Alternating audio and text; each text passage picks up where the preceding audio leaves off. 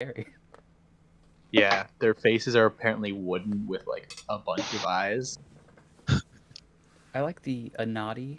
You're like a little spider that can like Yeah, shapeshift into a human. Oh, that's I cool played a as fuck. flesh warp last time, and that was really cool. There are a lot of cool versions you can do with flesh warp. Flesh warp. What? Yeah, they're basically like Body horror they, incarnate. yeah, they're body form mostly. Well, they don't have to be. I am They can back. be like golems basically too. Hi. Hello. Welcome. Yay. All right. Hopefully, with that restart, everything is fine. Fingers crossed. We're Don't back mind live. us just planning how to rain terror on this campaign. Yeah. No worries. But as I was saying, so the Matanji are just kind of viewed as like premier monster hunters. Everyone loves them. Everyone has a great respect for the orcs, and the orcs really are excited about like expanding their culture and expanding their like bloodlines. There's a lot of like political marriages that they try to orientate. Like if an orc diplomat comes by, they'll try to marry off their children to you like no other. And there's one orc specifically.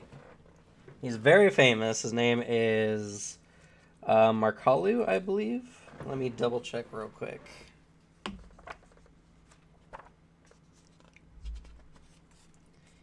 But he is Morklau. Yeah, Morklau Hornbreaker. He is a legendary level 15 sorcerer, and he has 67 children. Nice. Mostly due to the Two of us have abnormal to sleep with amount them. abnormal amount of twins and triplets that he has. We need to do whatever we can to get them 2 more kids. Like 2 more kids. Yeah. I mean, there's likelihood that the next one would probably be twins. So, It's just one of us. Let's go.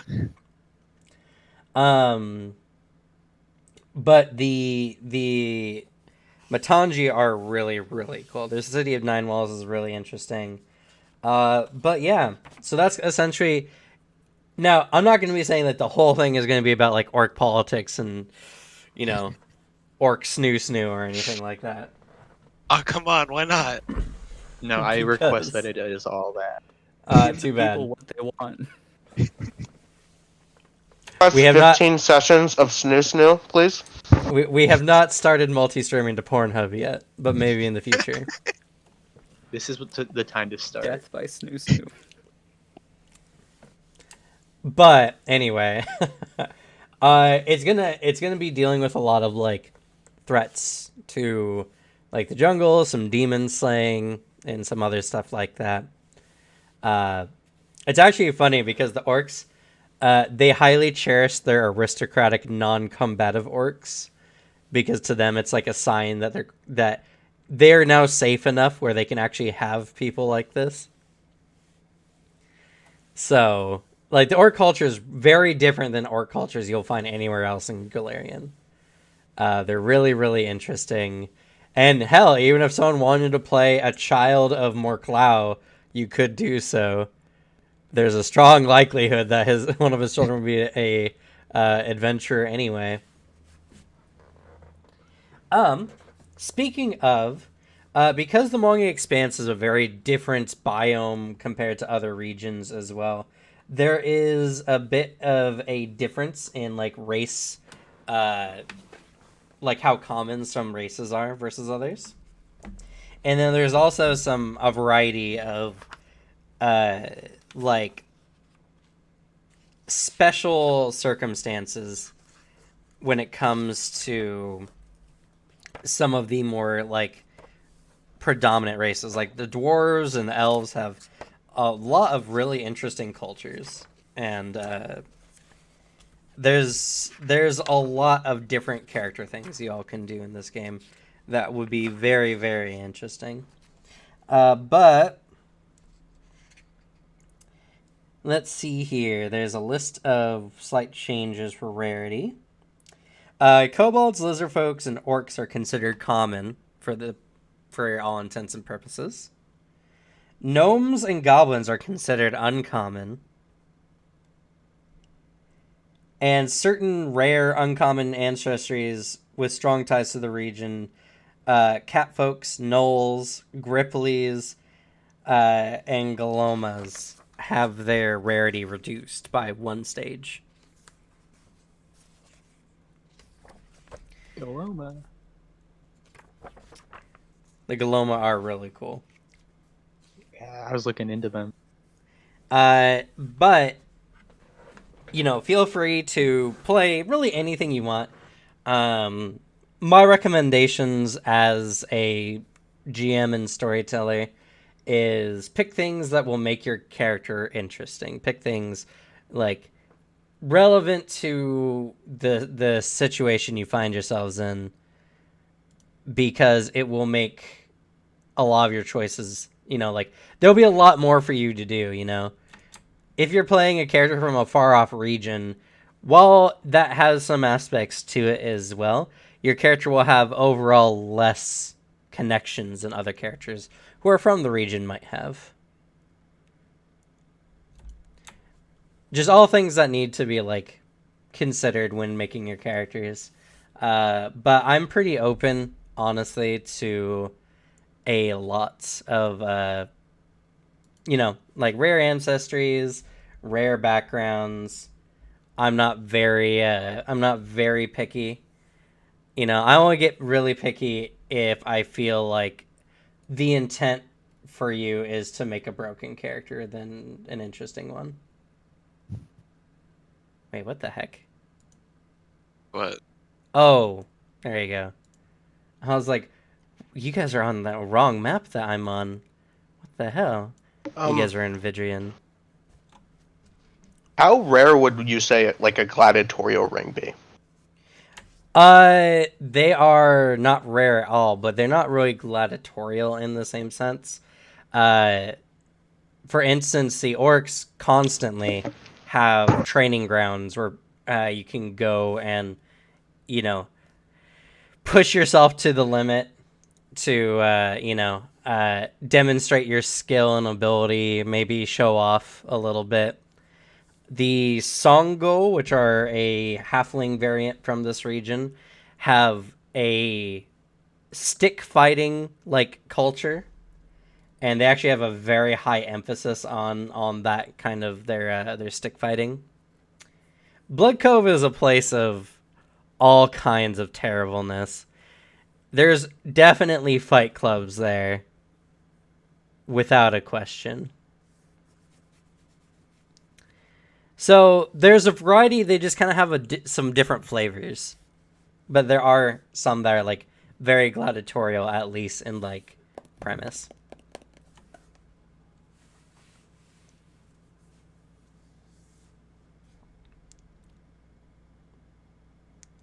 Oh, another thing I should mention as well. Sky or cloud dragons are very, very common in this region, more than anywhere else. Cloud dragons are a variant type of dragon. They are very mist-like, and they're on the good side of dragon cultures. They interact with a lot of the human cultures here quite frequently.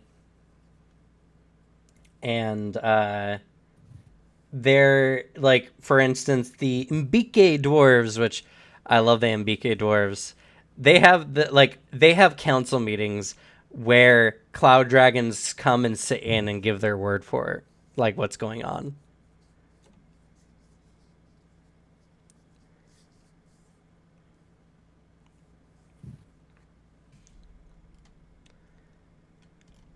So honestly, you guys can ask me any kind of questions you have.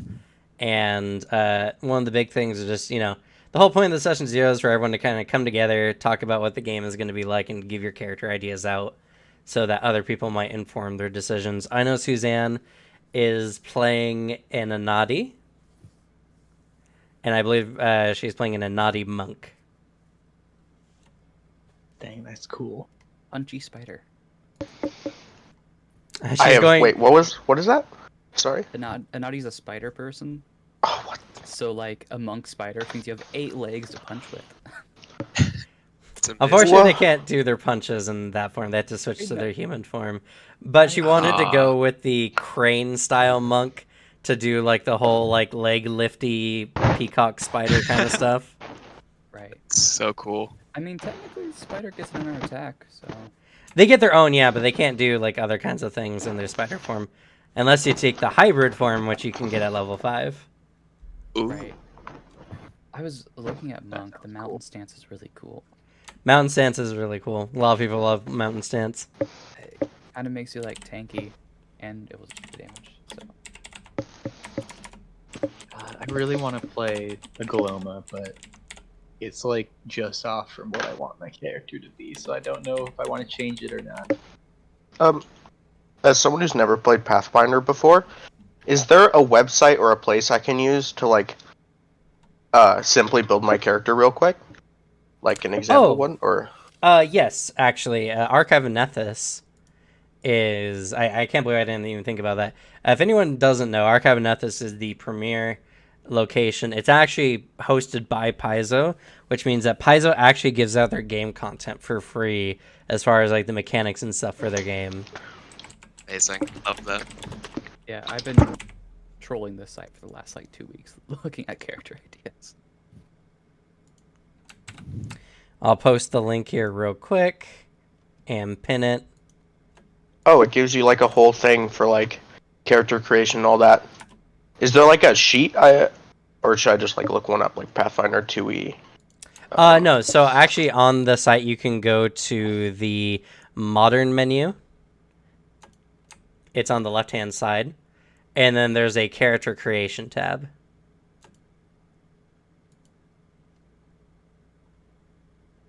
Oh, okay. And it will like create. I can like select and create a sheet out of that. Or Oh, no, okay, never mind. I never actually used it. I thought that's what they were going for, but that doesn't seem to be... it seems like one where you can just like go down the tiers and just like.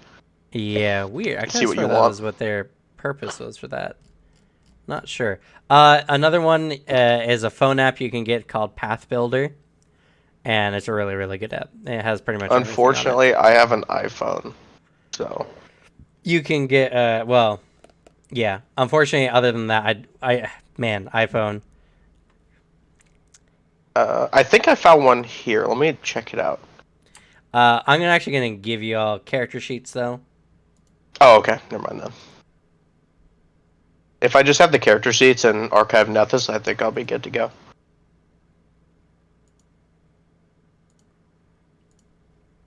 I just need everyone to jump in before I could give it to them. Oh, in the Into the they had to be in the Roll20 for me to hand them the character sheets. Oh, here we go. Yeah. Oh yeah, I was planning on making my character more of like a battlefield medicine, non-magical healer. Cool.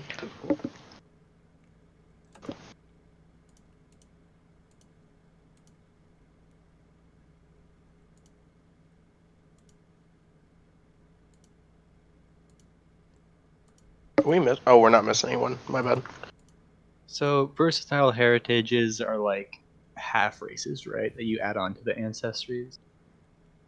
Yeah. So whenever you pick an ancestry, you can pick one of that ancestry's heritages, or you can select a versatile heritage. I'm gonna do a real cool ancestry versatile heritage combo then. What are you gonna do? Fetchling, and then my versatile heritage is either gonna be Sully or Sylph. Ooh. Ooh, that is a really good one.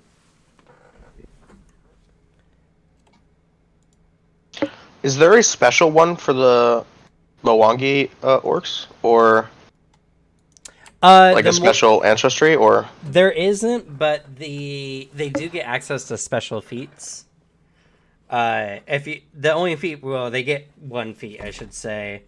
They do have special recommendations. Like the most common type of orc here is half orc or rainkin orc.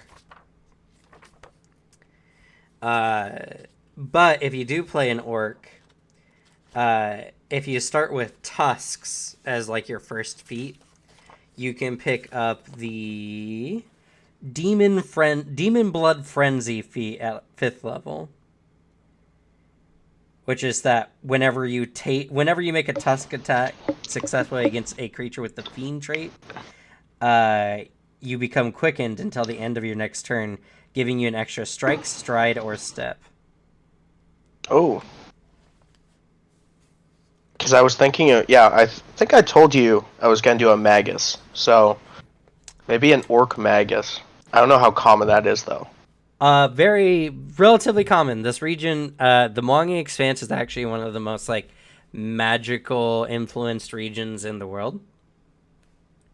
Thanks to the Magambia, specifically. And, especially due to the likelihood of orcs being born with, like, demon-based sorceress powers due to their proximity to demons all the time. Any kind of magical variant fighter for orcs are pretty common.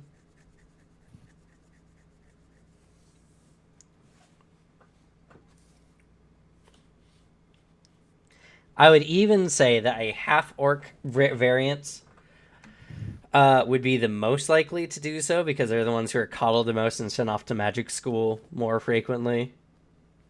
But that's not absolutely necessary. Yeah, I'm kind of torn on playing a half-orc or just going with a human. Oh, and for all intents and purposes, the half-orc heritage can be stacked with even non-human parents in this one. So if you pick half-orc, you can be a half-orc dwarf or a half-orc elf. It's just you pick the ancestry of the one parent and the half-orc variant from human.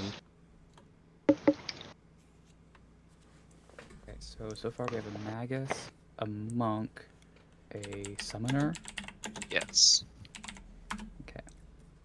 And I will be a Swashbuckler. And a Swashbuckler. Interesting. So... Interesting.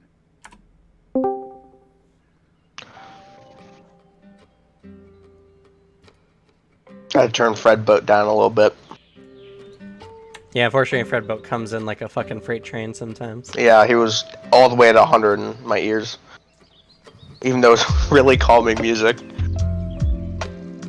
He's just really excited to provide us with good music. One thing that sounds like we're kind of missing is like a full spellcaster.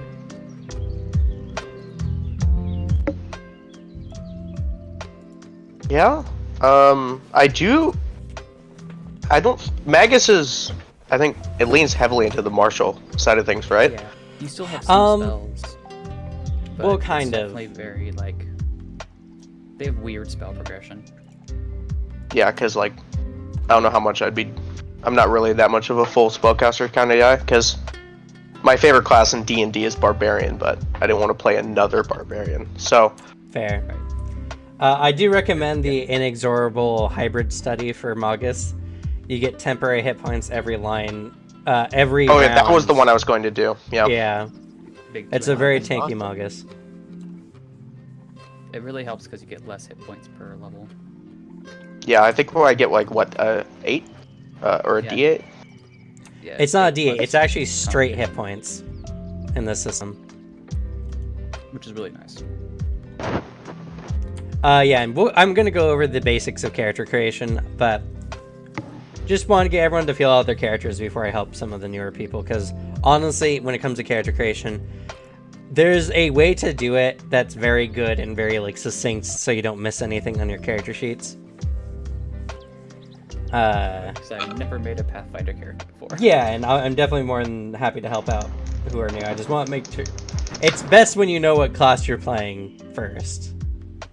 Cam, What's up? for languages, additional language equal to 1 plus your intelligence modifier. When do I choose the amount of languages I get? Or, like... You can do it after everything is done. It's not like when Okay. you pick the ancestry. Just making sure. And you're playing your summoner still, right? Yes. All right, I'll have to give you a character sheet for your Edelin. kind of one do you think you're gonna do? Angel. Ah, nice.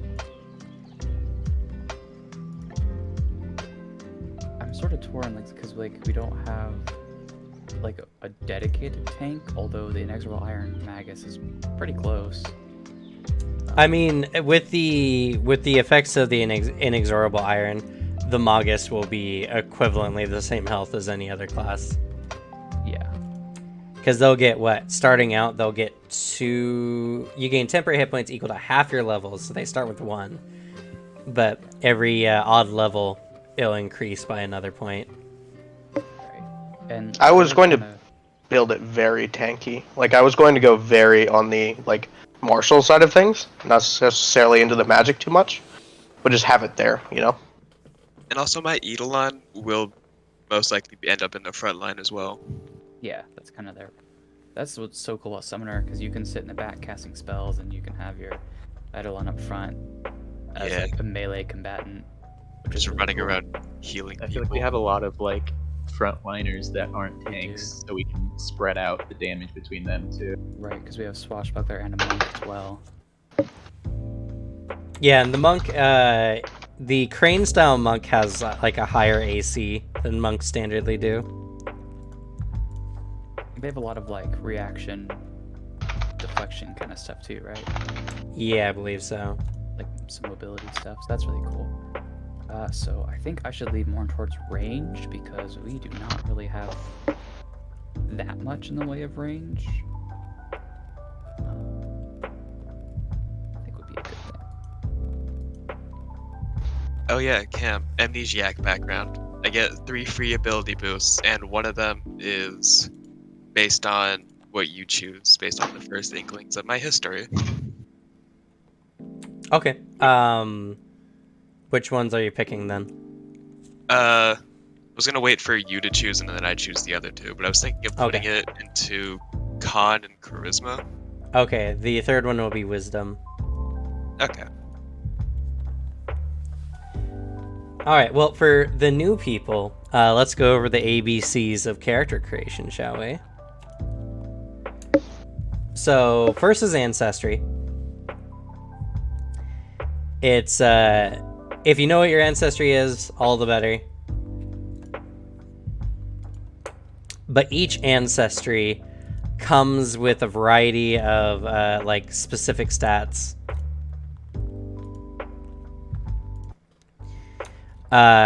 So you'll scroll down to the bottom of the page, you'll look at your hit points, and then on your character sheet, you'll click that cogwheel by hit points, and you'll slot in your ancestry's hit point total in the ancestry slot there. Where is this sheet, by the way? It's in the Roll20 on the right-hand side at the top. There is a little, like, documents little folder. I believe it's called, like, handouts. Let me find it. Even though it says I have 320 hours in Roll20, it's all been AFK. Charlatan! Found it. It should be the third option over. If you go there, there should be in the characters section, there should be a character sheet with your name on it. Let me find that. Is it near, sorry, is it near chat, journal, and compendium? It's the journal one. You just click that journal one at the top. Click on myself, and then go to character sheet. Okay, got it. Yeah, Nice. you double click that and go to character sheet. Yeah, there you go. Alright. So once you slot in your hit points, you can put your size in the size section. The speed will be on the left-hand side underneath class DC.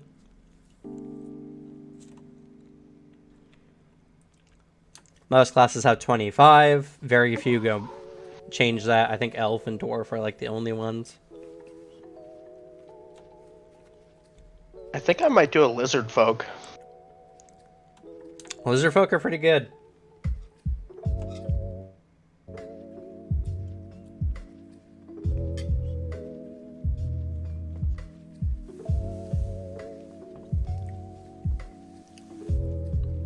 So as you're making your character sheet, you'll notice something called ability boosts, or in some cases even ability flaw.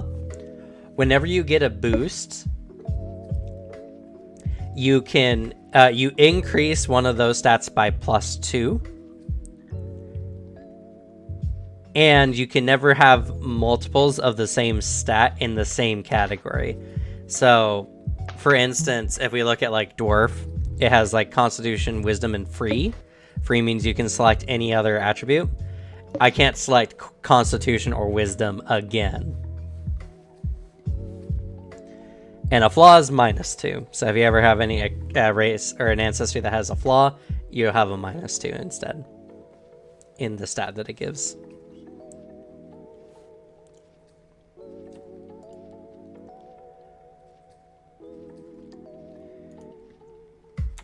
So Jesse, it sounds like you're kind of know what you're going for at the moment. I'm kind of torn between two things. Just trying to round out the party, but also round out with something that I want to play. If that makes sense. Well, I'll let you know. So. Pathfinder is really forgiving, especially because there's a lot of really good items in the game that can make the difference. Right. Like, healing is completely unnecessary because health potions are 3 gold apiece or 4 gold apiece. And are extremely good. Okay. Because I was thinking about like cleric, because cleric's extra heals are really nice. Divine Font is beautiful. Yeah, that's what I was, thinking about, and I would still have the ability to range cantrips and stuff to help out the party support kind of thing. That or the ranger idea that I was talking about with you on the Discord earlier. Well, let's see here. We got a monk, which is going to be an all-around like melee fighter class. Good AC, good survivability, decent damage. If we have an inexorable iron magus, that's another really good damage, really tanky kind of character. We're going to have an Angel Edelin. They're going to be again kind of like an all-around melee character, and we have a Swashbuckler, so we have another all-rounder kind of melee character. Good damage, good survivability. So honestly, like at this point, you're kind of free to pick whatever you want because you got enough people in the front line to swap up damage. I know Slug was saying that she wanted to go with like medicine and to heal people. That stacked with potions will already be enough, but like if you want to go with more healing, there's nothing wrong with more healing. Never is there anything wrong with more healing. The main thing is I always play like big beefy combat characters in any tabletop game pretty much. Fair. So I really want to be like support this time around. So you want like a hard support? All different things. I mean, I was looking at like cleric has a lot of feats to add extra damage to your allies by like aligning their weapons with extra damage and stuff like that. Those tick on around like level 6 and stuff, so that's pretty cool. The witch has a cantrip of one of its backgrounds. Oracle's pretty good for support. The witch is good. I love the stoked heart. That's the hex exactly cantrip. what I was talking about. Yeah, I figured. That's a really good one. That's I guess so like good so early. It is. Plus, and it's a I cantrip. love the idea of having a familiar. I'll say clerics in the region are very interesting because a lot of the ancestries actually revere like cloud dragons, and cloud dragons have divine aspects to them. In fact, there's a special sorcerer bloodline that kind of changes. It's called Worm Speaker or whatever, or Worm Blooded, and you have all the same benefits as the Dragon Blooded, only you're a divine caster rather than arcane. Interesting. There are like kobolds that are clerics to particularly powerful dragon deities or just particularly powerful dragons. there are there's a lot of really good gods in the region too. Like, one of my favorites is Labaiko. She's the god of pyromania, pretty much. One of her tenets is to set fires. That's amazing. Amazing. And in a jungle, huh? So you're like a fire kobold. It's like starting fires, living passionately, and never settling for the status quo. I think her That's moniker weird. is the spark in the dust. Like to cause an explosion. Yeah. Literally, one of her anathema is putting out a fire. She's great. And not only that, but her favorite weapon is the long spear, which means that if you get deadly simplicity with it, it does D10s, which is really good, and it's a reach weapon. Amazing. So, if I was going to be a witch with the fervor, I could follow like a god patron or maybe one of the cloud dragons as the patron. Yeah, so witches, I mean, it depends on kind of like what angle you want to approach it. Your patron feature, more or less, is just some force that is not necessarily a god gives you power. It could be a dragon, a very particularly powerful dragon. There are some in the region. There's one that loves collecting wind chimes, for instance. Because I'm thinking if I did a kobold witch that followed a cloud dragon like that, since they're common in the area. Yeah, and let me see. Actually, I might be able to even have a token for you if that's the case. I mean, I would drop the ranger aspects of the snare abilities and traps, but I could still do that with the archetype snare crafter and kobold base features. So I could still do snare stuff, but also do witch stuff. It's true. They're not mutually exclusive. Help the party. I just have less snares than the ranger would, but do I really need to have 30 snares? I mean, that's fair. Well, some people would say yes. That's yes, also fair. yes. Let me see. Let me see if they gave me the kobold token. If they do, I'll be very happy because it's a cloud kobold. Oh, that sounds really cool, and I really like Stoke the Heart. It's so cool. It's such a good feature. Can you here's just give it to anybody.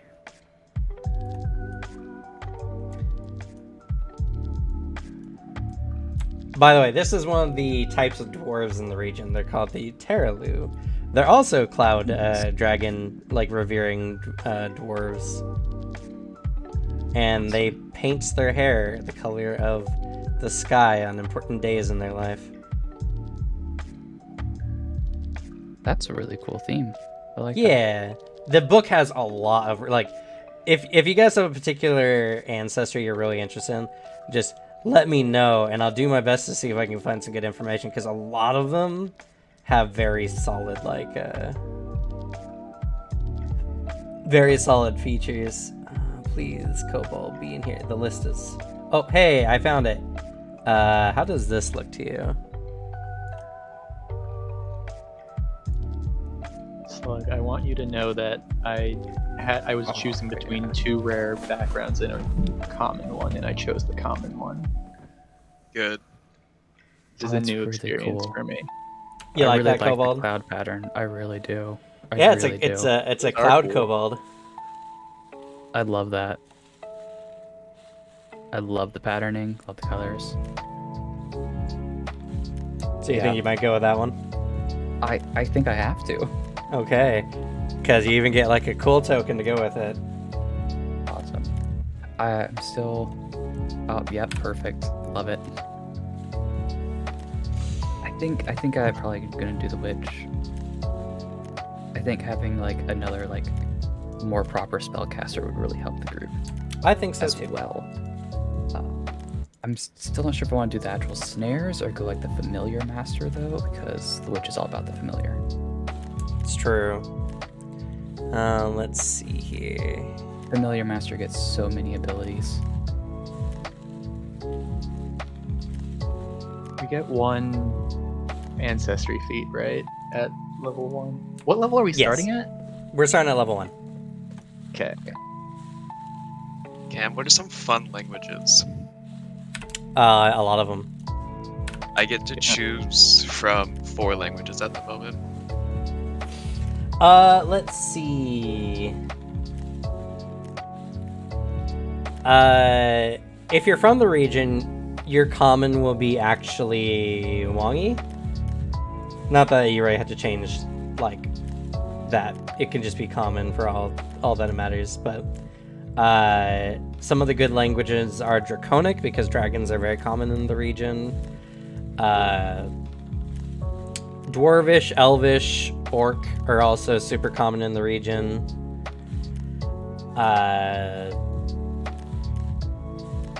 I think, let me look here real quick.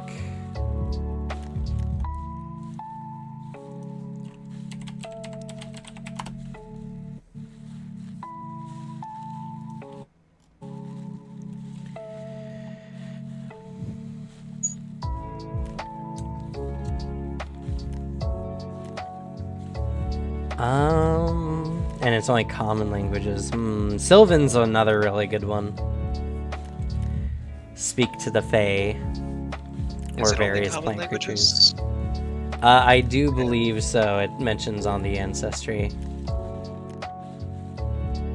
Well, I'm getting 2 from an ancestry and 2 from the multilingual skill feat, Let's see here. which I got from my heritage.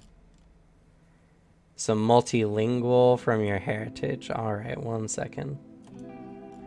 It'll say in the feature. Just you learn 2 new languages. Oh, chosen from common, uncommon, or any others you have access to. Okay, so yeah, that means you can also select the uncommon languages. Abyssal's common because demons are huge in this area. Null is more common in this area, so is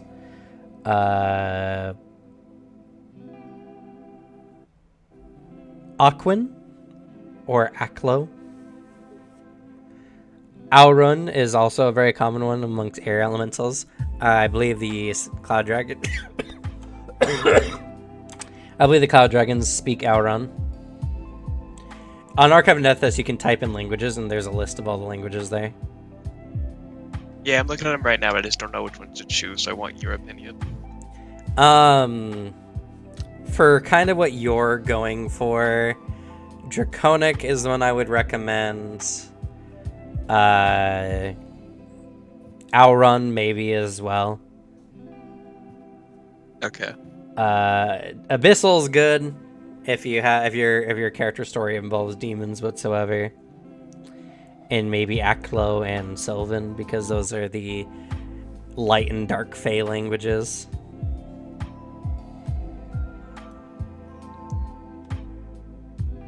What was the one after Aklo?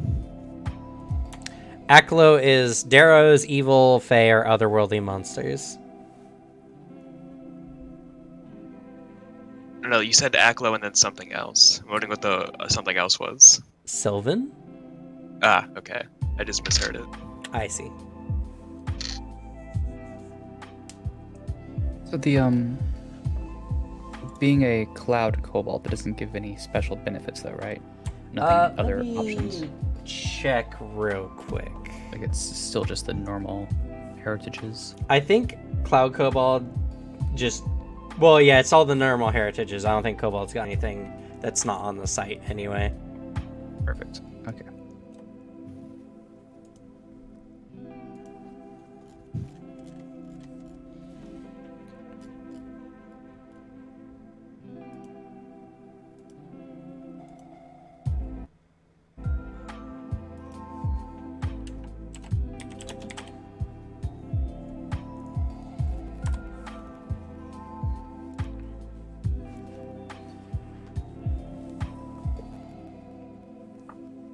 So what would it count as far as the draconic exemplar? or like damage type and that kind of thing? I believe they're the same as blue dragons, but let me double check. Perfect. Okay.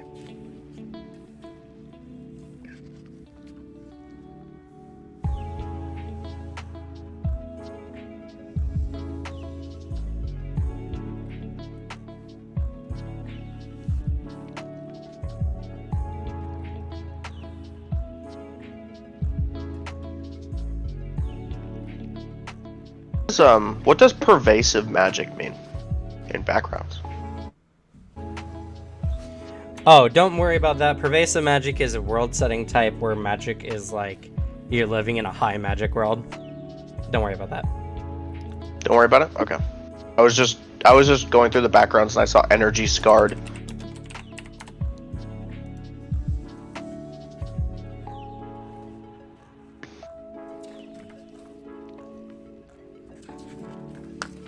Yeah, cloud kobolds have the same as blue dragon, so. Perfect. Thank you. Is there any special ones for lizard folk in the region? Let me see. I don't think so. I think it's just that lizard folk are just more innately from this area than anywhere else. I don't think they got anything too particularly special.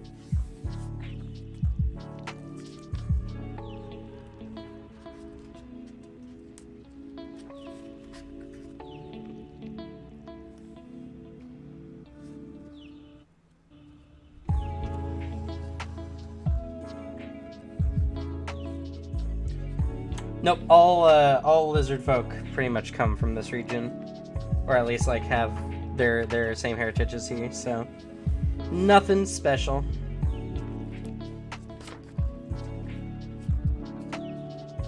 I apparently picked the best ancestry heritage combination for stealthy characters. Nice. Both of my ancestry and heritage have a level 1 feat that increases the check to seeing you when you're concealed or hidden. Oh my god. Nice.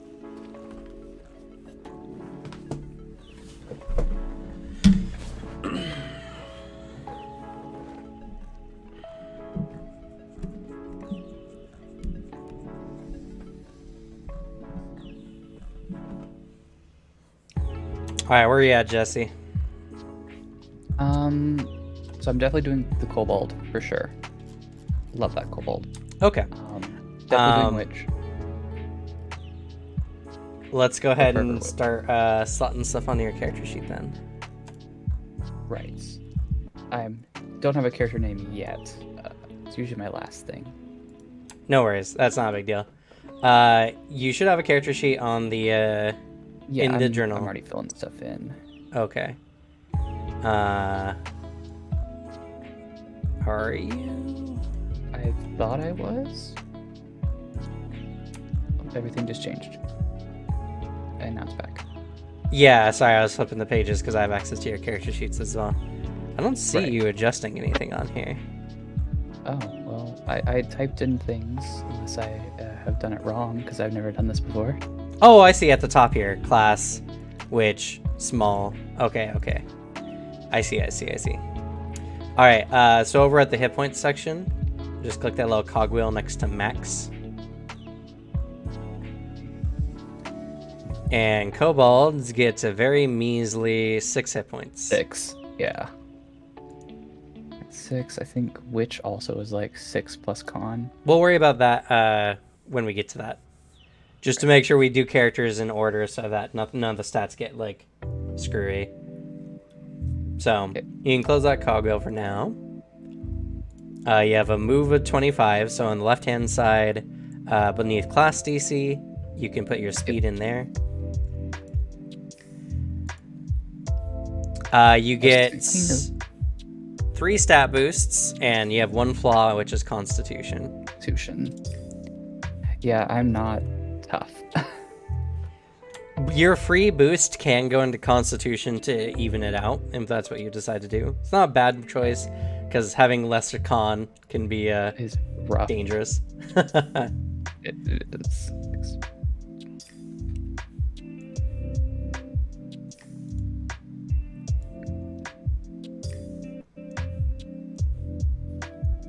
I don't. What is the difference? Is it just like rare is like super rare in the world, or Yeah, there's no stat differences. Don't worry about that. The rare and uncommon are actually the just rarer ones there are for a lot purposes better. of narrative. okay? Because I don't want to choose like a rare one and be like OP. Because No, more it's so going off impossible. like what looks cool for like a story point. Yeah. I mean, it's just a thing of like, if you're picking rare, you should have a reason for doing so, like as far as like your narrative concern is. But statistically speaking, it's rare classes aren't OP. Slug picked 2, or not Slug, Booter picked 2 rare, like ancestry and background, I think, in the last game, and Booter was mostly just a big gross punching bag. Yeah. If that was just because you never threw spellcasters at me. My rare background was mainly for spells. Yeah, And you didn't unfortunately. Use them. Unfortunately, low We had level that one spellcasters are still pretty high level, honestly. Honestly, from what I can tell, rare things are like generally a bit better, I don't but think not so. like too much. It's usually negligible. I guess it kind of depends on what level you are and what kind of things you can get, because some of them can get like flight and stuff. If you're high Damn, enough you don't level. know how hard it was to not pick a bunch of rare stuff again this time. Honestly, for someone who reads the game pretty regularly, rare stuff doesn't necessarily, like, humans are really strong because they can just pick up feats. They can just pick feats for a lot of things. Yeah, but they're not cool. I'm a human Yeah. in real life. That's boring. But I'm just saying, like, if we're talking strengths here, like, humans are relatively powerful. Elves are good because they're just fast innately. Dwarves have things that make them really hard to kill. Like, there's all kinds of things. So, did you put your other boost into con there, Jesse? Yeah. Okay. Yeah. That's a good choice, I think. I All right. I really wanted to do intelligence because I'm a witch, but It's okay. Yeah, You'll have plenty of that- opportunities. yeah. All right, cool. Next, we won't worry about languages because we don't know what your intelligence is going to end up being yet. So on the right-hand side, under perception, there is a little plus box and a white box called senses. You're going to hit that little plus box and type in dark vision.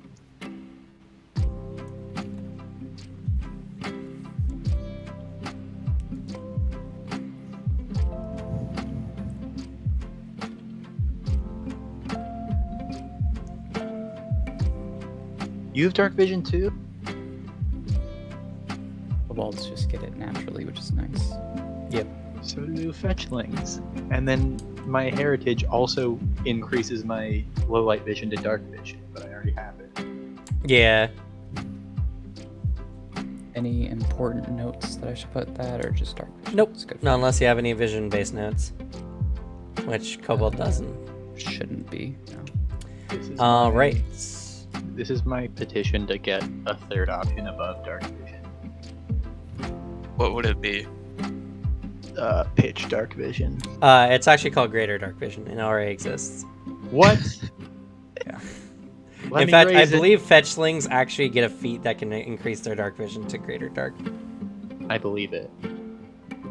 Uh, Fits. all right, Jesse. Is there any heritages from Kobold you like? You can always take a look on the versatile list as well. Yeah, I was tempted like the sylph because like the cloud air elemental kind of thing, but Yeah, you can totally do that. it You doesn't, just have it a. doesn't really give me any benefits though. Well, I mean, other You than can the take fact the that you'll be sylph able to pick feats. from sylph feats as well. Yeah, but I kind of had a plan already for taking pretty much all the snare feats for Don't kobold. That's worry, fair. I took still for you. That kind of takes most of my access there. However, none of these give me crafting, so I can actually get the snare feat. I'll have to get crafting from somewhere else. Yeah, you have to get your snare crafting, I believe, from your kobold feat. So. Yeah, but it says you have to be trained in crafting to even grab that feat as a prerequisite. You can get that later in the character creation, so no worries. Okay. Because you'll get a All number of training proficiencies. Well, apart from that, I guess maybe just the dragon scaled. I mean, I don't know how useful electricity resistance is going to be, but it's better than 0. It's true. True. Or Spell like a scale is also tunnel. really good. Because Yeah, you but just get that's an extra arcane cantrip. It is, but it's also arcane, and my spellcasting DCs is in. Well, okay, so divine, actually, and this is charisma based instead of intelligence based for the witch. but I will tell you, it does give you a hidden benefit that's not mentioned here. In order to use items like spell scrolls or wands from a particular tradition of magic casting, you have to be at least trained in that tradition in order to use it. By taking this ancestry, you'll be able to use arcane wands or spell scrolls because you'll be trained in arcane. True. Fair enough. Admittedly, the magus can already do that, but that does give me some extra versatility. But it means I also have to like get my charisma boosted, which is kind of annoying. I mean, it's not really a huge thing for the charisma for the DCs. First of all, you're not going to be more than trained anyway, so that's Yeah. also going to put it a little down. But like, don't underestimate the ability to get things like Yes. mage armor or all kinds of other really good spells off of the arcane list that don't even require DCs anyway. How many ability scores boosts are you supposed to get? I feel like I'm missing some. So you'll get 2 to 3 from your ancestry, 2 from your background, or 3 depending on some of the rare backgrounds. 1 from your class, and then you'll get 4 more boosts. Okay, that's why I was missing a bunch. Yeah. I put none into strength and dex. I have 18 charisma and then 14 con, int, and wisdom.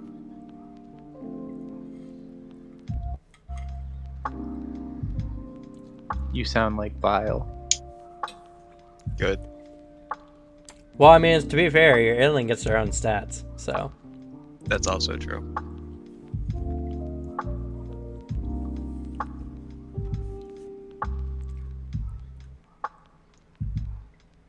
I'm confused with boosts. Like, how do they work again? Like,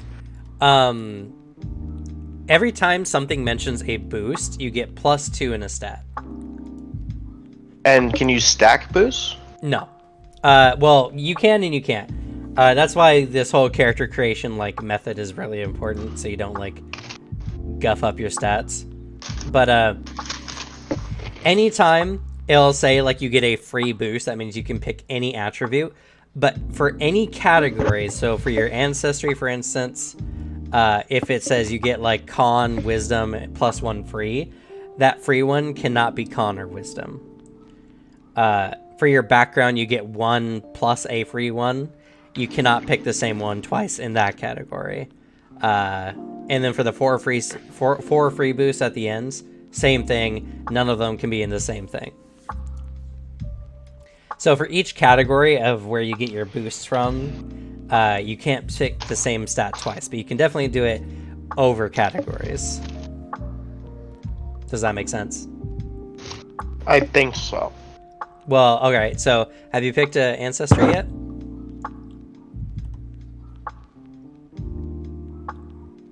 I picked. Sorry, let's go back. I picked lizard folk.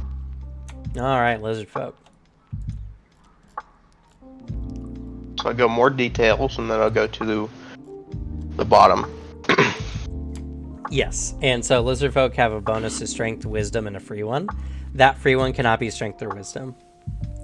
Okay, so for the strength one, I go into my thing, and then I go score base. Do I up that to Yes. 12, or do I do Yes. the 10? Okay. Yes. And then a flaw is -2? Or... A flaw is -2, yes.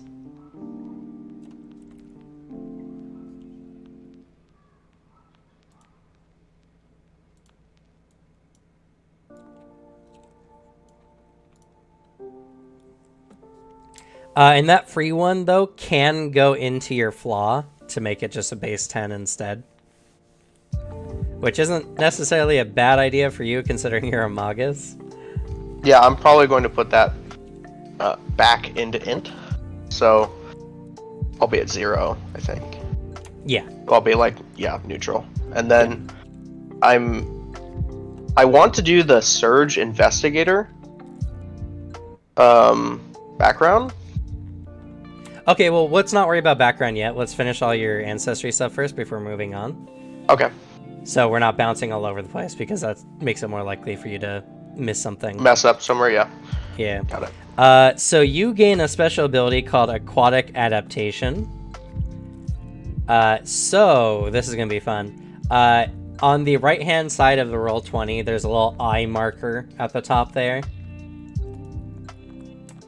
Click that, and in the search bar below, take Breath Control. One sec. I need to find that eye marker. Is it in my sheet, or is it in just the top of Roll20? It's just the top right of Roll20. There should be like an eye in a circle. Oh, yeah, sorry.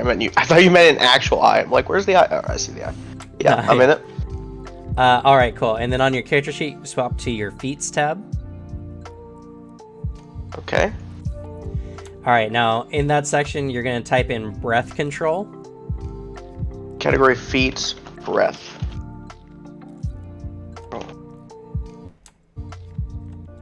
And then you're going to drag that onto your ancestry feats part of your character page.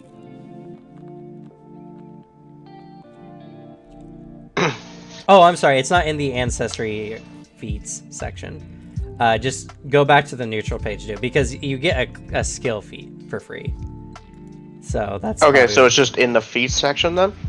You can just type feats. You don't even have to hit one of those sections. You can just type at the top. It's not required that you click one of those bars. All right, and then I drag and drop that into my ancestry. All right. There you go. Well, that's cool. Yeah, I like that. Yeah, you get it because you have a feature called Aquatic Adaptation. So you get Breath Control as a bonus feat. Also, you start with Claws at level 1. So, on your character page, or on your character part of your sheet there, we're going to scroll down to the left-hand side, Unarmed Fist. And you're going to hit the little cogwheel next to Unarmed Fist. And you're going to change that to Claws. Like, type it in? Yeah.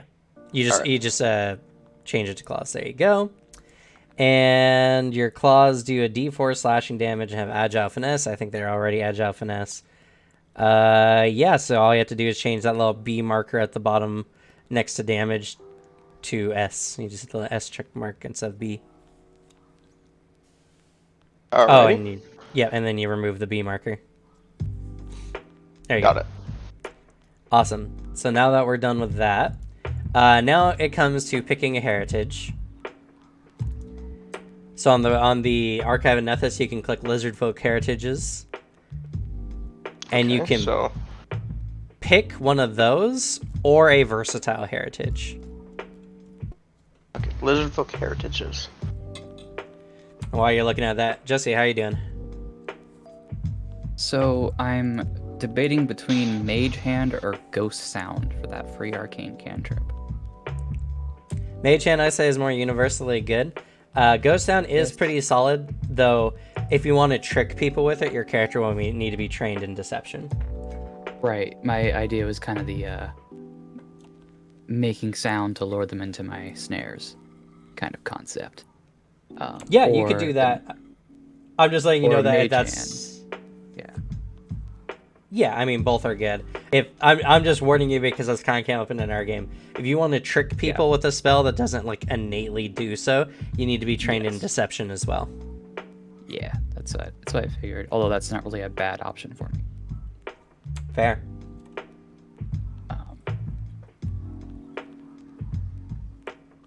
Of course, Mage Hand, having a little hand made of clouds, move stuff is kind of a cool thing too. That was very cool.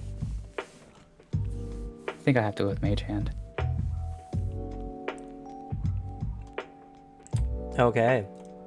Especially because the Ghost Sounds range is not great for a while. To even be very good for luring things. It's all good. So on your spells tab, you can hit that. And on the eye marker, like I was just showing Corwin there, you can type in Mage Hands. And you can drag the spell onto your cantrips section.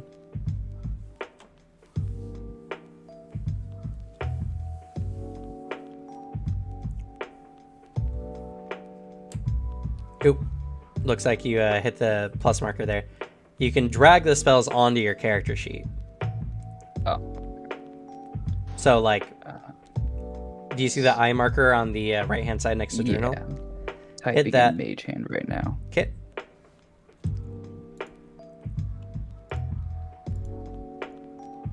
And there you go. Bam. Already on there. Perfect.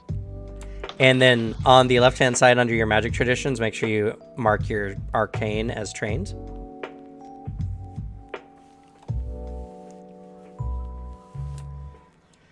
Good, Divine good. will be trained as well because of the witch. Yep. So I'm just gonna put that in there.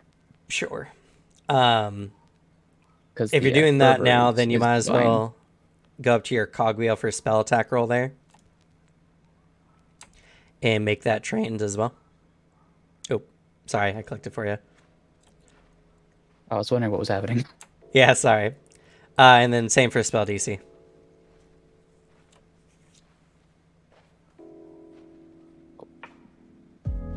Bam. All right. Now you get to pick your first kobold feat, which I'm pretty sure you already know. Right, I'm gonna go for that snare. I just have to make sure I grab crafting from my skills at some point. Yeah, no worries. I'll remind you. Yeah. But go over to your feats tab then. Name. Oh, okay, snare setter. I was just looking at the name so I can type. And then you'll drop snare setter into your ancestry feats section there.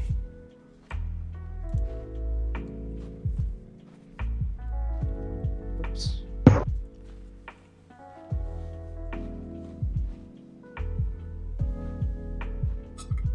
Cam, Dragging. What's up? you okay with me having a Quetzalcoatl, right? Yeah. I think it's a great what's idea. Our home plane? The home plane of the Quetzalcoatl.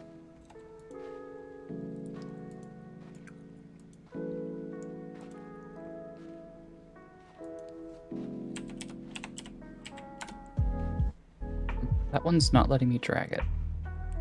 There are some feats that are like that, yeah.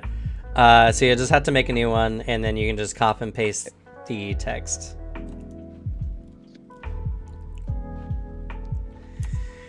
Let's see. Home plane for Quetzalcoatl.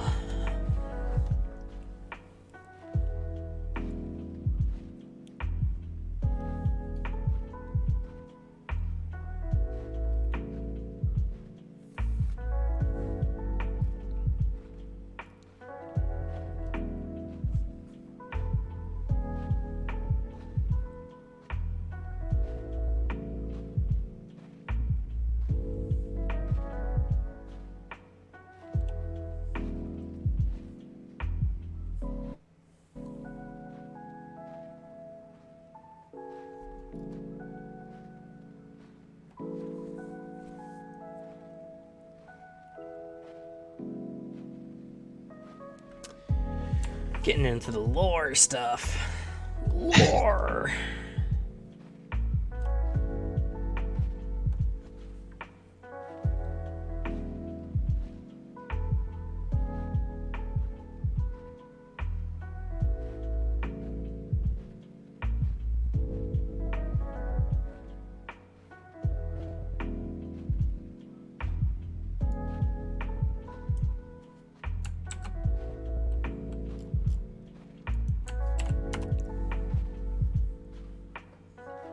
wow, apparently swashbucklers are more risky than I thought.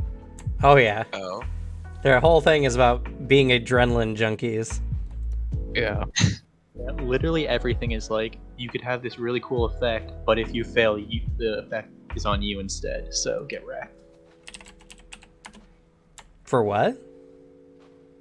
Like a bunch of their stuff that they do to get Oh, I mean that's or whatever is all anything in bad. this game really. If you crit fail something, Yeah, but you're, I hate it. What do you mean you hate it? Well, too bad. That like every class in the game does that kind of stuff. I don't know what you're talking about. No. Not my class. Not my class.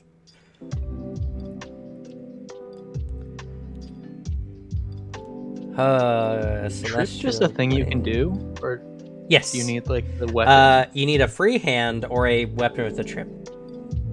Okay. Tekokagi has the trip. No, nerd. Not that you ever used it. Yeah. Or the disarm. Our game we play with my fiance, like our whole group just trips and grabs people. It's great. We just bully them around. The Tuesday game? No, Suzanne runs her own game on Mondays, like in the Oh. evening. If a target is prone, they have like there's advantages to attacking them with melee, right? If they're prone, it's not disadvantage. They get a -2 to attack. Okay. Did we get anything attacking them? Yes, they're considered flat-footed as long as they're prone. Nice. I think I'm gonna go with gymnast. It's a good one. That's the one I do actually in that game. I'm playing a changeling swashbuckler, and I am also a gymnast because I love just knocking the shit out of people.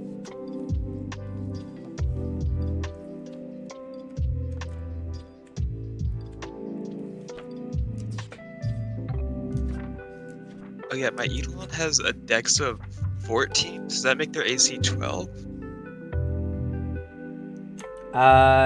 Yes, unless something says otherwise. Okay. Well, they're also trained in armored defense, though. Are they? Oh, then yes, then they'll have the trained benefit, which adds their level plus 2, which means they'll have a 15 AC. I'm pretty sure they are. Don't quote me, but I was looking. I'm pretty for sure earlier, they so- are as well. Ah, I think you were They right. are, yes. Yeah. Be kind of lame if they didn't. Yeah.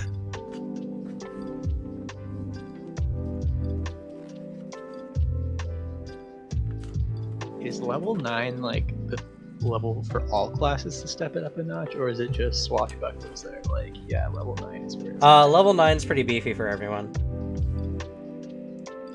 snazzy? Your Quetzalcoatl's from the plane of heaven. Sweet. It's So like, I want lawful you to know good. that I'm gonna make my character have a phobia of snakes. Yeah, okay. That'll be fun. How you doing, Corwin? You picked something yet?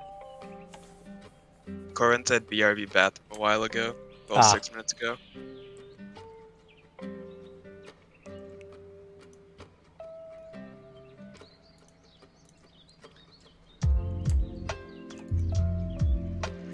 All right. Looks like you're moving on, Jesse. You got your snare setter feat. Right. I do need to put in the snare crafting feat as well. Now that I look at it, because the snare setter gives me the snare crafting feat. All right, and you can actually look that one up, and I know for sure that one is drag and droppable. Right. Should I just put that under ancestry as well because it's Yes. gained from ancestry? Yes. Okay. Perfect.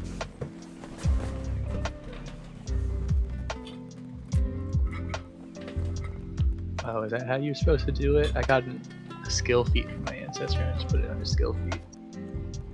It makes it easier to figure out where you get your stuff from, especially for retraining purposes.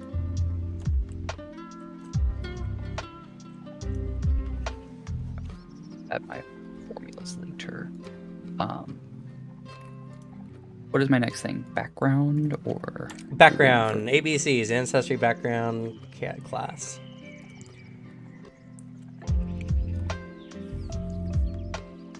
I mean, I'm thinking obvious choice is probably the tinker. Sure.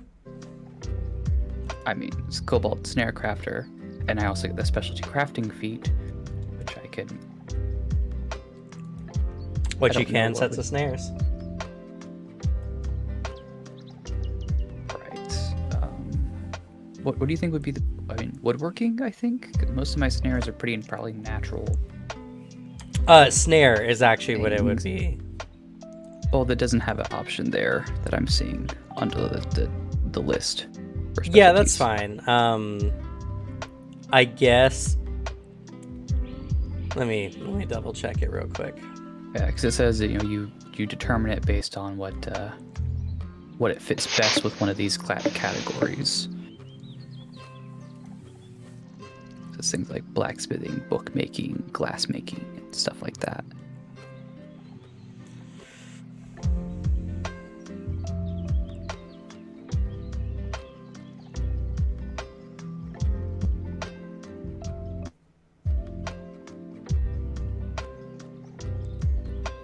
I would say just make it snares. Okay. Because alchemy gets one for alchemy, so Right. It does seem weird. It's kind of like its own thing there. I mean, I don't see any problem with it because it's more specialized. It's like, I like, what? Do I have to give you one for like the tripwire, the metal Yeah. snare part, all that Exactly. kind of stuff? So, I think this is the smoothest way. Yeah, just snares in specifics. Totally fine. And then this one would go into your skill feats section there. So my panache, basically I have it until I use the finishers. Yes. So once you Okay, have so it, you'll like have the it speed until- bonus and circumstance bonus I could have always. It doesn't, as long as I have the panache. Well, it's only for our combat. Yeah. So once combat's over, you lose panache. There's a feat much later you can do where you can just like always be in panache. But in combat, That's once you amazing. get panache, you have it until you use a finisher. Coolio. And then next to specialty crafting there, Jesse, just in like hyphens put snares.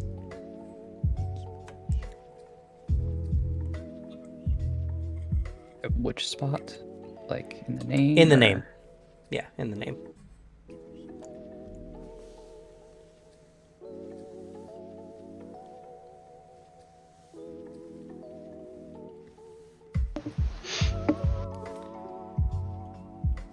It didn't change the name there. How am I changing this name? Because it's just telling me input value and it gives me something that says whisper. Or You just okay, clicked. there it is. You just clicked it. I just click in the wrong thing. There we go. It helps. Okay. It helps if I click the right thing. Yeah, it's just in the name section there. Got it. There we go. Perfect. Cool. Cool. Good. Got it. Awesome. Yeah, and then it gives you 2 stat boosts, I believe. For that one is intelligence and 1 free, or intelligence or wisdom and 1 free, I believe, for that background. Intelligence or dexterity and then 1 free. Yeah, but I'm gonna go intelligence. Well, I you need get that that and a intelligence. free, so. Well, yeah. I guess I could do intelligence and dexterity then.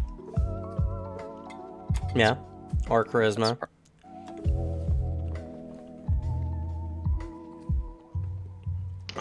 I did find out what heritage I want to do, by the way. Cool.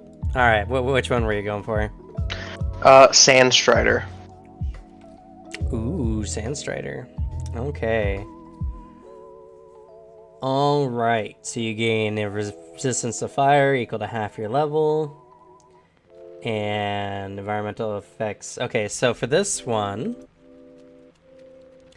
under hit points on your front page there, click the little plus marker for resistances and immunities. Okay.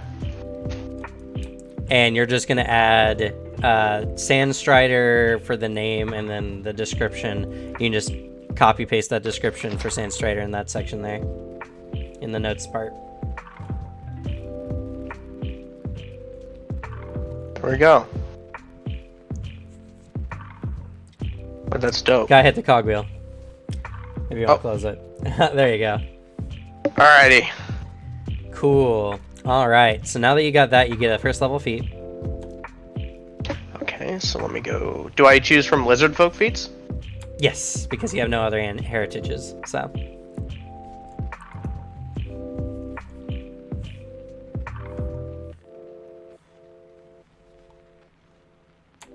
Okay, and then Jesse, you're on to your last bit there. So you get intelligence boost for being a witch.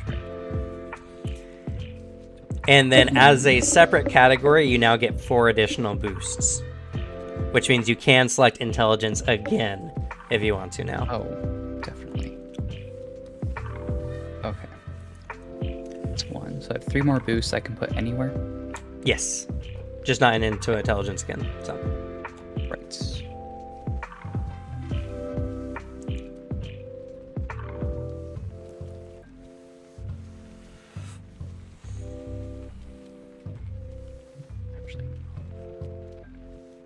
There.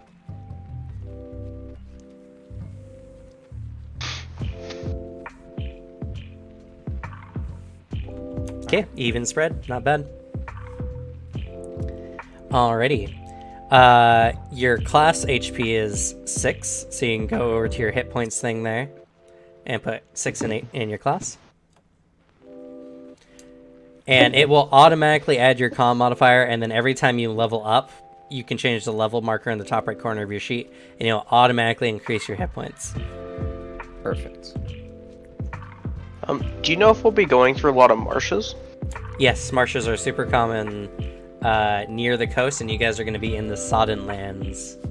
Alright, well then I am taking Marsh Runner. Marsh Runner is a good one. Alright, for Marsh Runner...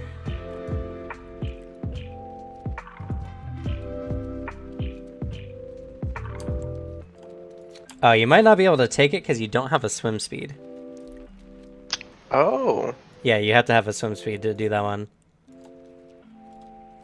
How do I... Alright. You would have to be like the, I think it's the frilled... No, not the frilled one. Wetlander. The Wetlander lizard folk comes with the swim speed. Maybe not then. Because the other one I was thinking of was Reptile Speaker. It's a good one. That or Rider, I think. Reptile Those Rider are would actually also be really fun. Just coming on a crocodile. For my terrain expertise feat, can I just do like the jungle? Just all of the jungle? Expertise? Yeah, my terrain expertise. Oh, terrain expertise. I believe shrubs are one of the options, right?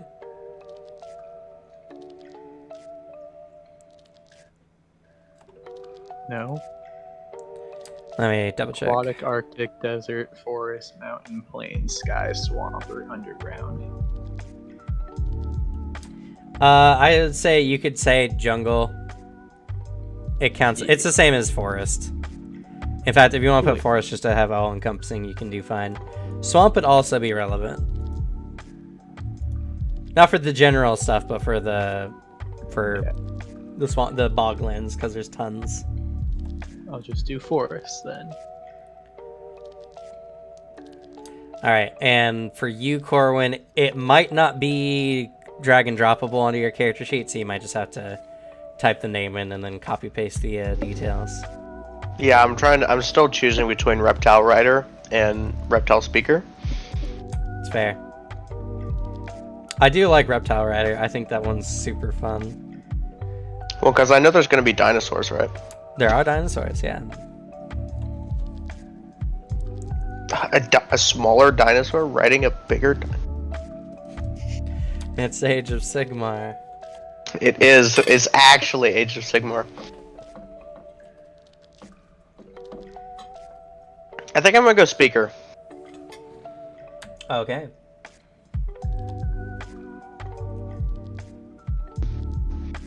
All right. It does not look like it's in the.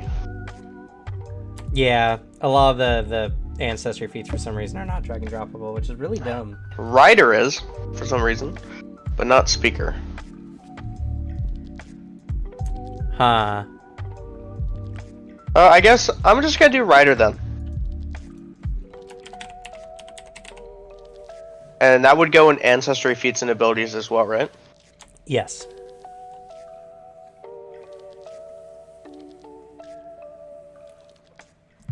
Pick the feat out of convenience. I love it.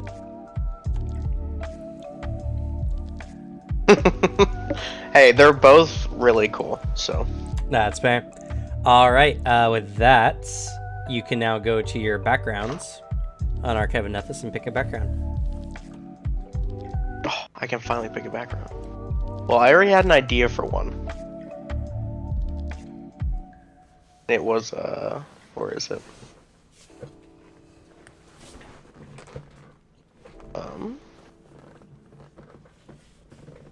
Surge Investigator.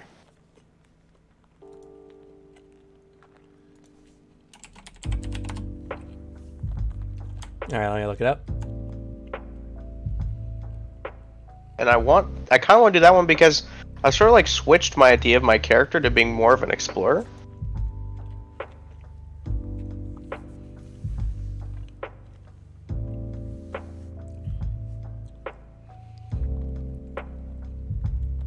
Oh, we're not using pervasive magic, so you can't. We're not doing that one. Okay, I didn't. All right. Yeah, I told you pervasive magic is not very what we're doing. All right. I didn't know if you just told me the tag was bad or that's why I was. Yeah. Sorry, my bad. Yeah, it's all good. It's one of the weird ones. It was added in Secrets of Magic for like a world variation.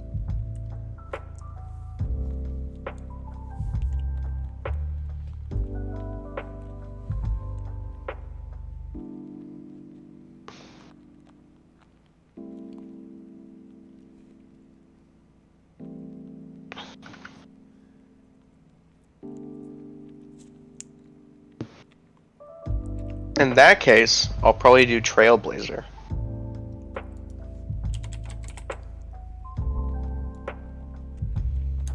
Okay.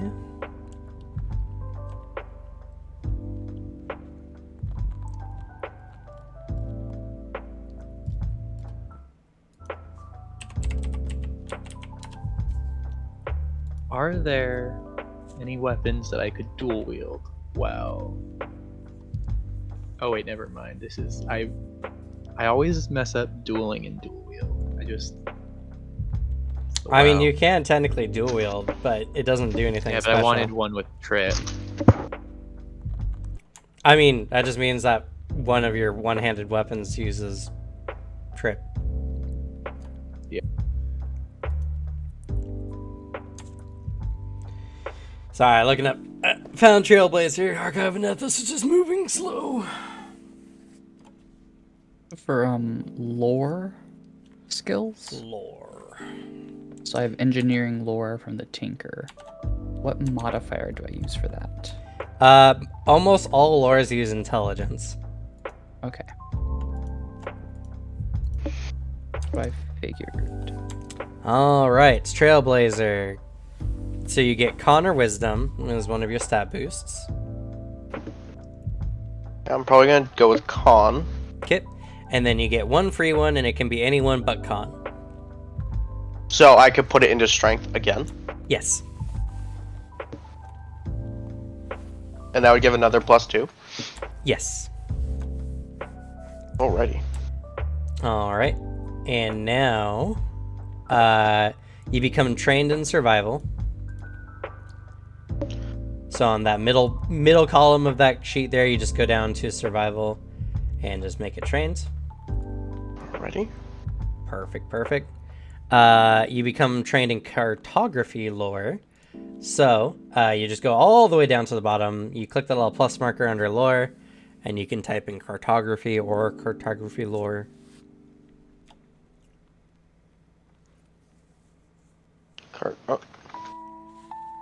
Cartography and then trained? Yes. Alrighty. And then we go back to your feats page because you get the terrain expertise.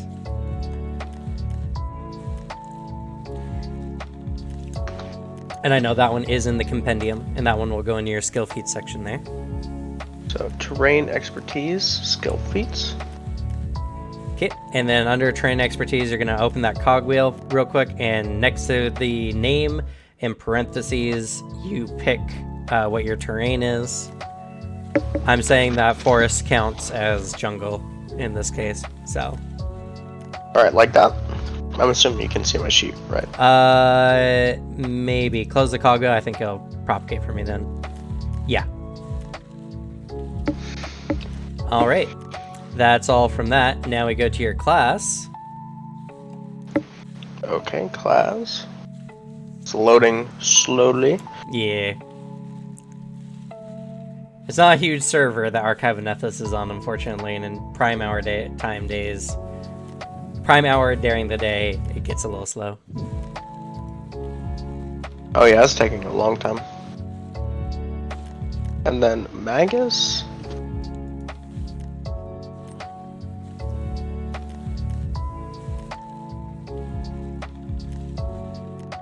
Oh boy, even this part's taking a slow time. Oh yeah, it's taking forever. All 5 of us are just overloading poor Archive of Nethys.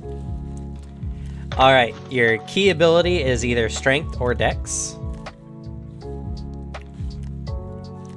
Okay, here we go. Strength or Dex. Okay. And is that like a boost or? Yeah, it is a boost, yeah. So you can boost your strength again if you want to. I will. Alright, and now you get 4 more boosts, and one of them can be strength as well. Okay, so I get 4 more. So, and I can't double up though, right? You can do strength again, but then you can't do strength another time. So let's say I can do int, right? But I can't do int again. No, yeah.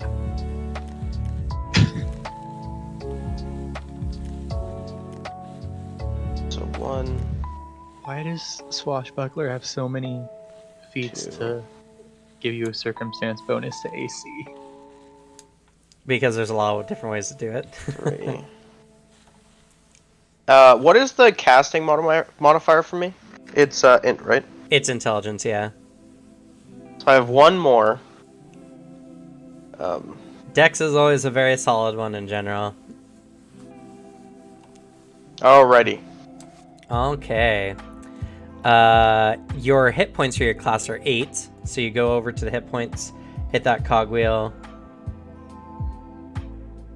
What the heck? Okay, so class, I put 8 in there. I shouldn't have. Yeah, So and class then is 8 and ancestry is 8, yes. I think. Lizard folk is 8, I think. Double check real quick. It is 8, yes. Alrighty. There you go. And beyond that, we're just adding class features. Going to your proficiencies. So you scroll down on the Magus page there to your proficiencies. Initial ones? Okay. Yep. Perception is not in the normal skill section, it's on the right-hand side. Oh, okay. And I'm trained. Correct. Alright. I have a question. Since I'm gymnast, if I take nimble dodge, would successfully nimbly dodging give me panache? No. Rip. It's only tumble through or tripping, pushing, or shoving, or grabbing an opponent. Yeah. Looks like you're having some problems there, Jesse. I think it said that Not other. really problems. I just put this in the wrong. So you're gonna hit that little focus lockbox in the spells. bottom right corner there. Oh, okay, perfect. I was looking for the delete. There we go. Sorry, what were you saying, Booter? I think it said that other actions can give an ash as long as they like are fitting. Yeah, if you do something like Daredevil-ish, like roleplay wise, I can give you panache as well. Snaz.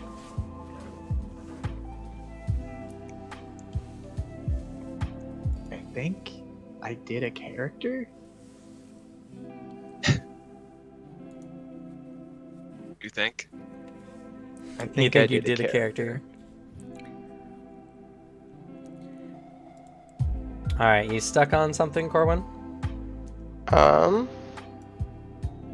I was just going through like expert in fortitude. Yeah, so you're gonna, in that saving throws in the middle, right above skills, you're gonna hit the cogwheel next to fortitude, and those are all your saves. So you just Expert, trained, and expert. Cam, what type of damage would a wing and tail attack be? you take the angel's attacks and then you can just rename them. They'll tell you. It doesn't tell me what type of damage it is. Bludgeoning, right? It will tell you. Yeah. Oh wait, there's suggested attacks. 1 second. So like wing is bludgeoning, but it doesn't give a tail. Man, I wonder what attacking with the tail would do. Well, 1 second. It's just I- the summoner rules are weird. They are. I'm just making sure. For my focus spell here, I would assume that my saving DC is going to be the same as my spellcasting DC, right? Your sorry, what? For my patron's command spell that I get, the focus spell. It uses your spell DC. Yes. Oh right, okay. So it wouldn't be charisma; it'd be intelligence. Yes.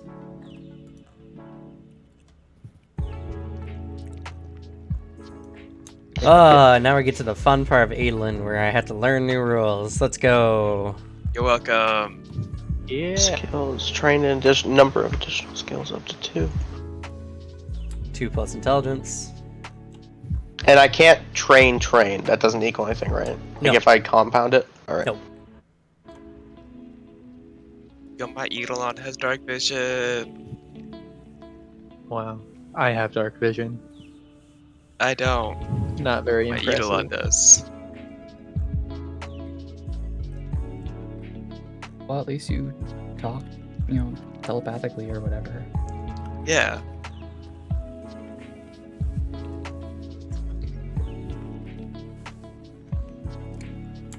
Okay, so the Elin That's starts my with spell 2 wall. unarmed attacks. Yes. So I've you already can have chosen- the wings. And you can have, yeah, if you want to do a tail attack, I mean, you just replace fist, really. Because Eidolons don't have this. Oh, so you get 1 primary and 1 secondary attack. Yeah. I've already chosen my primary. I've done the 1d6 with deadly d8 S. Okay. Yeah, then the tail attack would be your secondary, which is a d6 with agile and finesse. Yes. What type of damage is a tail attack? Bludgeoning. Okay. Thank you.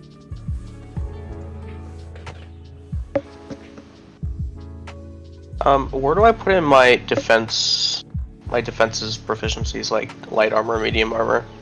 You're in the right section. It's right down there, like bottom halfway.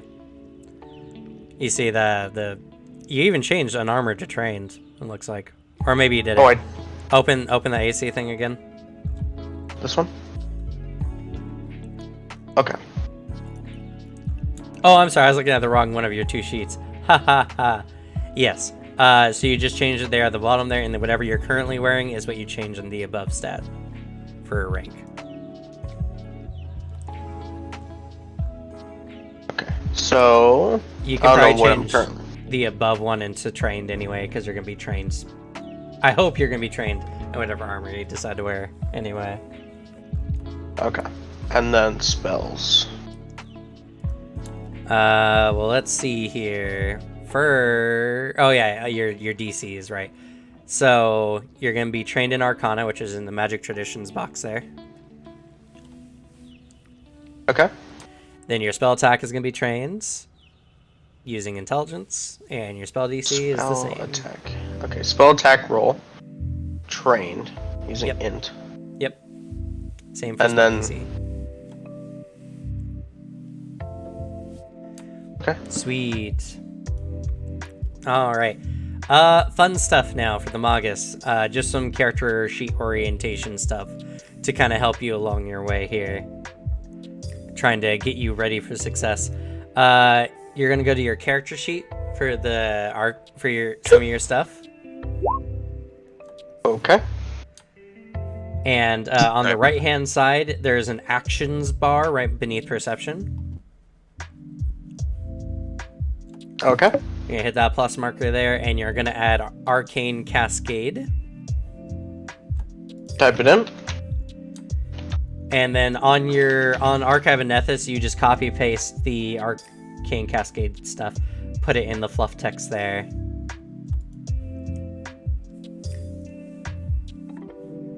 Oh, you're gonna. Oh, my bad. Yeah. You're It's gonna not this all one. the text. It's this one. And then before you close it, there's some other things we got, and so grab the description for Arcane Cascade.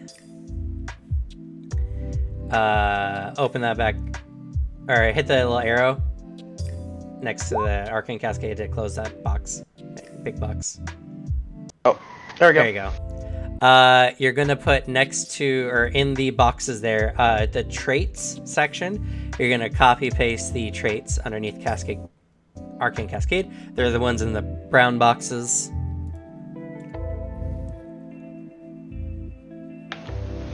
So it should be Concentrate, Magus, and Stance, and they all go into traits. Cool. And then under the requirements, you're gonna copy paste the requirement.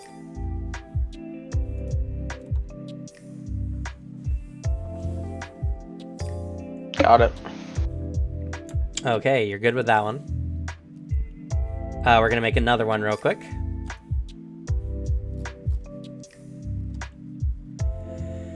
Alright. And the second one's gonna be your Spell Strike. Same thing. It's like a couple features down. Yeah. Spell Strike. Put the description and then.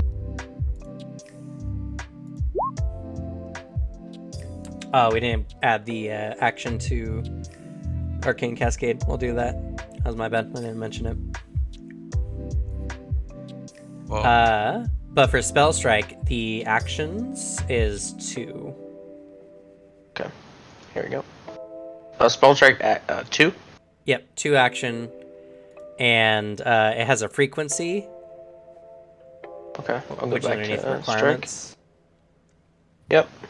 And that's until charged or recharged.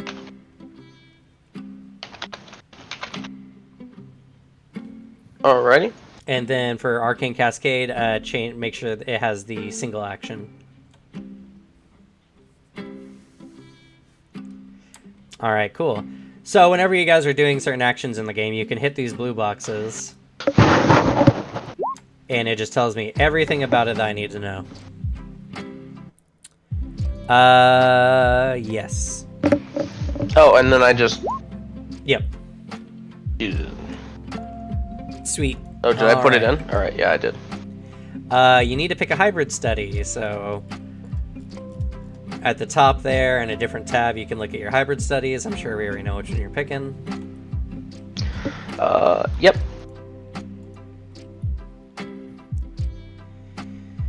So for the inexorable iron, what we're going to do is we're going to copy and paste the feature when it says when you enter Arcane Cascade stance. We're just going to copy and paste that like sentence and put it into your Arcane Cascade in like a little sub box underneath. Okay, so put it in like what? Source or No. You just go down to your description and Yep. then just scroll all the way down to the bottom and like create a space, like a gap, like hit enter a couple times and then just paste it there.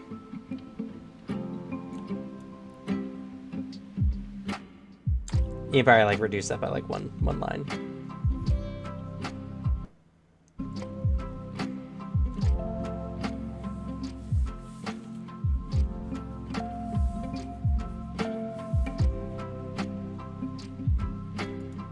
And it's just the part that says when you enter Arcane Cascade stance at the start of each of your turns.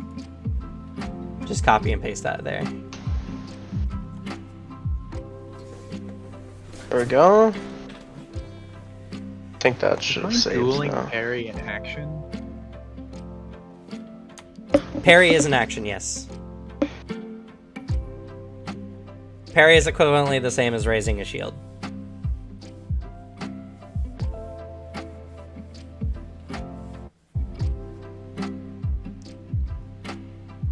Perfect. Now on your feats page under class, you're just gonna copy everything in Inexorable Iron and put it there so you know what spells you get at what level. It's all on your character sheet there. Okay, so I go to Magus feats and then just take them. You just go on your character sheet to feats, and then in your class section there, just make a new one, name it Inexorable Iron, and then just copy paste everything there, and put it in there in the description so that we know Okay, what so you're getting. I should go back to hybrid studies because I went over to Magus feats. So I just go to Oh, Inexorable my bad. Iron Yeah. and then I just meant- go to class feats and abilities and add Inexorable Iron. Yep. Pretty much. It's just to make it so that you have all your stuff on your character sheet on hand. How you doing, Jesse? I haven't spoke to you in a bit. I'm just like looking through for like familiars. I'm not very picky when it comes to the familiars like aesthetic. Like it can look like whatever you want it to. Its abilities are based on the familiar features you give it. Right. Although it does say that if you already has a feature like flight, then you have to choose that as a familiar ability. Right. They're just trying to say like, you can't be like, mine's an owl, and I'm like, okay. Do you send it to fly? It's like, yeah. It's like, does it have the flight ability? No, but it's an owl. Like, Right. it can be an owl, and if it doesn't have flight, it just can't fly. It turns into the owl from Jason and the Argonauts. My main thing is choosing one that like thematically looks really nice for a cloud dragon kobold witch. You can I'm have finding it a really little difficult fairy to dragon steer. kind of aesthetic. Right. Or you can go with my favorite, the spell slime. I think you can. Those pick are special slime. ones though. I believe you can pick it because you're a witch, but I might be incorrect. I think it requires 4 abilities and I only have 3. Let's see here. Well, no, because you're a witch, I believe you actually start with an extra one.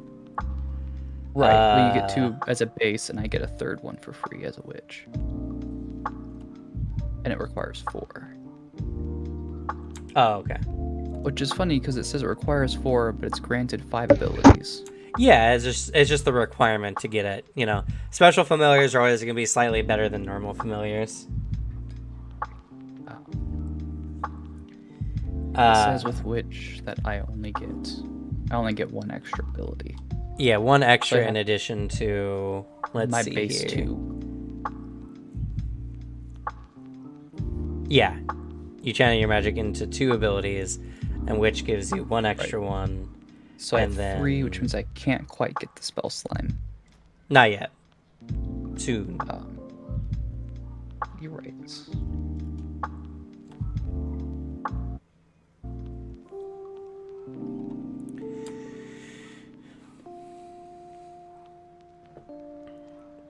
And then honestly, I've kind of done it both ways. I've given an extra character sheet for the familiar, but familiar stats are kind of like meh.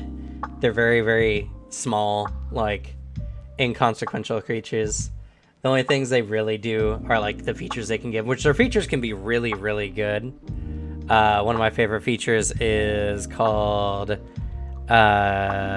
Innate Surge.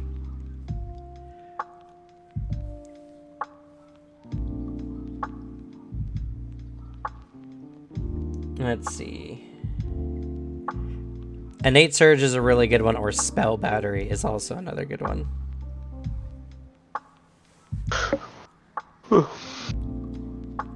But things like Speech or Skilled or Manual Dexterity, all of those are really good ones.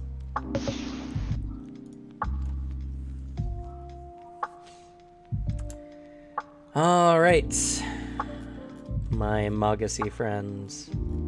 Familiar focus isn't bad either. Yes, I believe that's Righty. one that lets you get a focus spell back, or focus point back. Yep, for just 2 actions. Class features, arcane spell. Yeah, that you don't have to record on your character sheet. It just means you're a spellcaster. You get your conflict spell though, which for Inexorable Iron is Thunderous Strike. Ground Shaker. That's a cool one.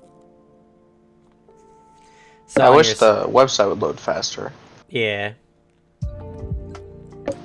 It's prime time, unfortunately. It's normally not this bad, but I guess we just hit it on a really popular Yeah. time. I understand. What is it called? Thunderous Strike. Thunder. There we go, found it. And on your spells page, it will go into your focus spells. And then above that, in your current and maximum, you hit 1 in both of those.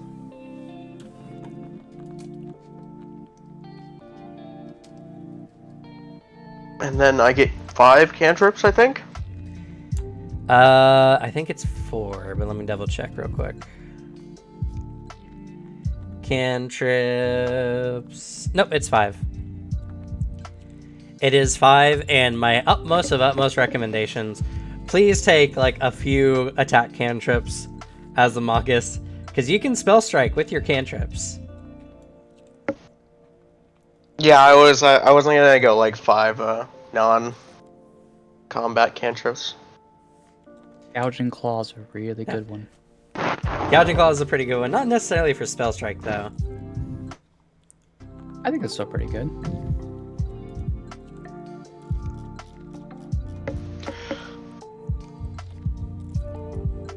Of course, there's always, Produce Flame as your... Produce Flame is a Basic. pretty good one. Electric Arc is also really good. Granted, it doesn't bounce to other people yet. It can if you get a feat later. You can't use it to level 2, though, I don't mind. with Expansive Spell Strike. Yep.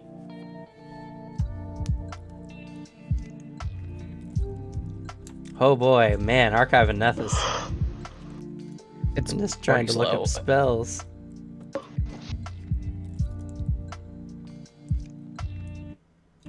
Telekinetic projectile can be used with spell strike, apparently. Yeah, strangely. It's a weird one. That's a really cool concept, I guess, if you went the bow route, because I like the idea of like shooting your arrow and the arrow becomes the projectile. Yeah.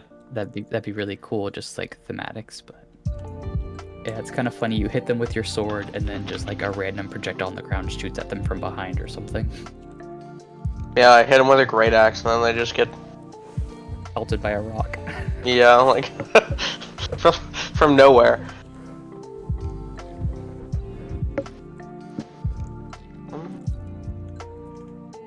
It gives me a list of ones that are recommended.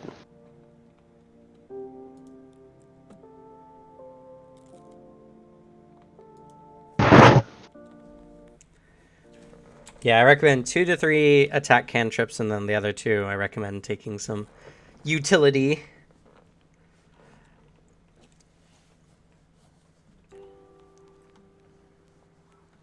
Shield Can I is use a really good spells one. as well Can you with use... spell strike? I guess it's in the name, right? Never mind. Well, that's what it is. You cast a spell with the strike and you hit them. It's just at first it has to require an attack roll from the spell. So like Produce Flame works, but Puff of Poison does not.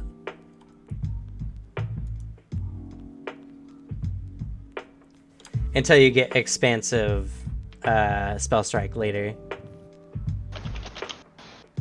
Which I highly recommend if you like doing fun things with Spell Strike.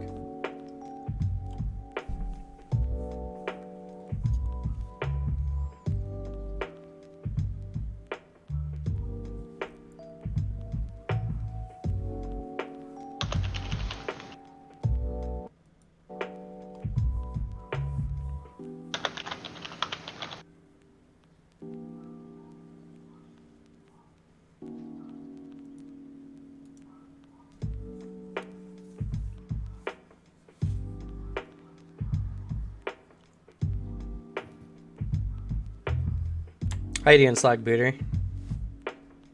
I'm choosing spells, and there's just a lot to choose from. I am getting a little overwhelmed by the spells, like inputting them as well. It's I'm thinking of a name. Oh, you can drag and drop spells on your spell sheet. You don't. Oh, have to I input can? them. Yeah. Thank God. Okay. How do I delete something? You hit the little lock. Close that. Close that. Hit the little lock box in the bottom right of that column. There you go. Nice.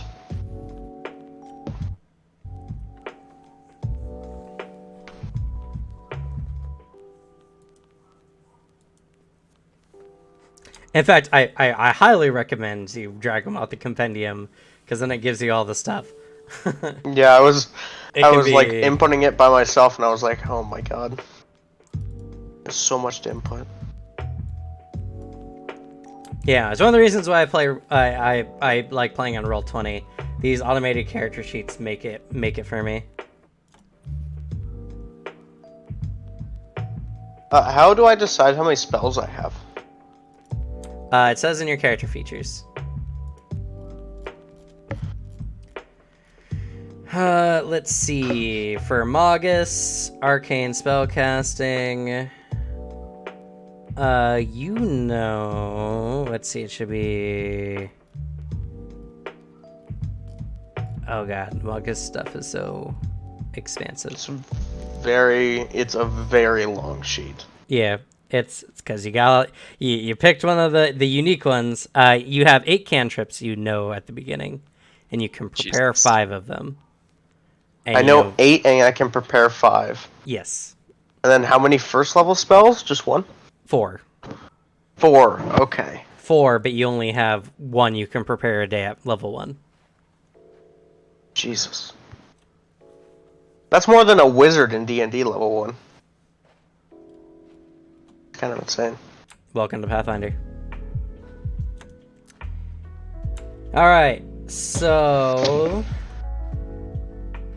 Oh gosh. What's the physical appearance you want to go for, Slug? You know? I don't know. Think on that for a bit. Booter, do you have a physical appearance you might want to go for? Like a general... What ancestry are you, Booter?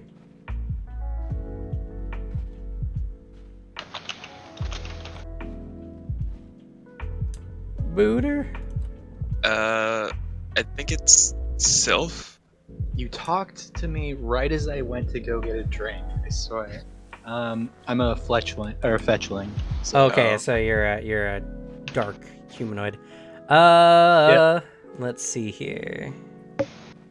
if you can get one with like lightning or clouds around it, that'd be pretty good. Because my heritage is Sylph. Oh, I can give you a But if badass not, one. I'll be jealous. I'll be jealous, but I can give you a badass one.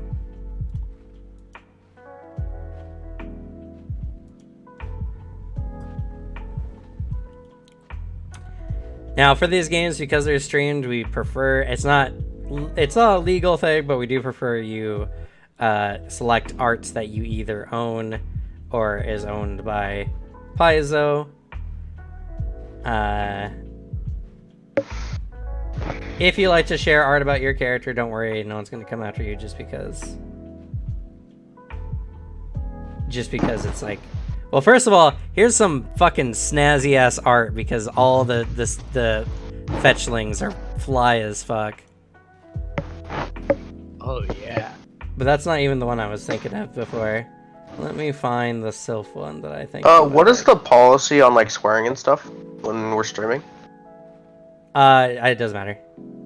Okay. Fuck. Just do not say offensive terms that relating to race, ethnicity, gender, or sexual, yeah, I wouldn't. Preference. I wouldn't anyways. Yeah. I was just trying to be PG so far. Vocabulary. Nah. I would say try to restrain it a bit to like not sound like you're not like cursing like a sailor the whole time.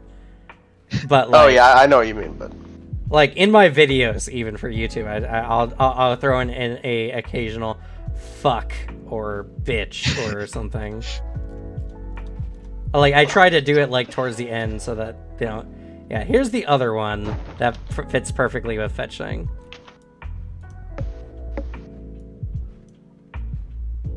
Ooh, that's pretty cool. I do like that one a lot. Got the clouds too.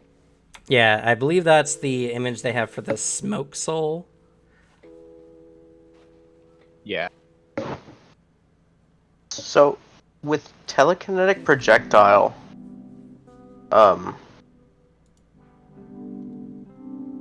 how does that work with a two-handed weapon? So the effects, just imagine it from this kind of perspective. Don't worry about the like one bulk or less. This one, telekinetic projectile, would mostly just be like your weapon just gets amplified by your magic and you do extra damage.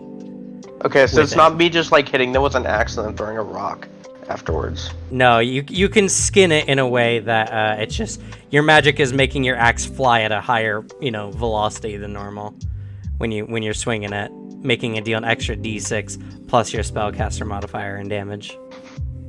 That's dope. Yeah. And I get 8 and 5 are prepared. Okay. Yes. Jesus, I don't even know. Honestly, if you only want to have 5 on your character sheet, I would understand. For some people, that's just a lot easier to manage. But you do have the ability and the versatility of having other spells at your disposal. You just can't prepare them unless you sit down and... I like to have it where... also, Jesse, you'll like to know as well. I have a homebrew where all my prepared spellcasters can sit down for 10 minutes and swap one of their spells. Okay. What? Okay, I'm starting to see that things do a lot more damage in Pathfinder than they do in... Yes, because you have more hit D&D? points on average. Yeah, because I was like 66 damage, and I was like, what? What do you have that's doing 66 damage? It's on a critical success, though. Oh, yeah, that's a crit. Yeah, it's 3d6 damage. Yeah, 3d6 is still nothing to sniff at. Yeah, it's hydraulic push. It's a really good one. Does hydraulic push have a attack? Spell attack? Yes, it was one of the ones that was recommended by the spell strike options. They have like a recommended thing. I see. And so which of these did you want, Booter? The smoke soul or the... Because the guy on the left also looks like a swashbuckler with a rapier. So Yeah. both work really well. I think I like the left one best. Even though the archetype I'm going for is like classic explorer with like the stupid khaki hat and the like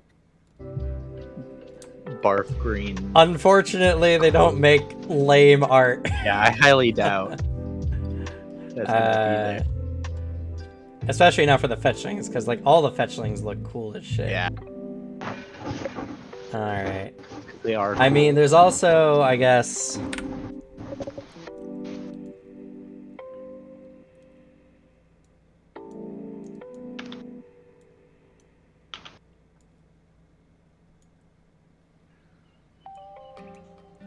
That one as well. It's a little more explorer. They're all super cool too. They're all really cool.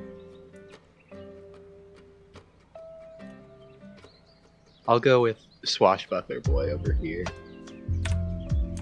Okay. He just looks so cool.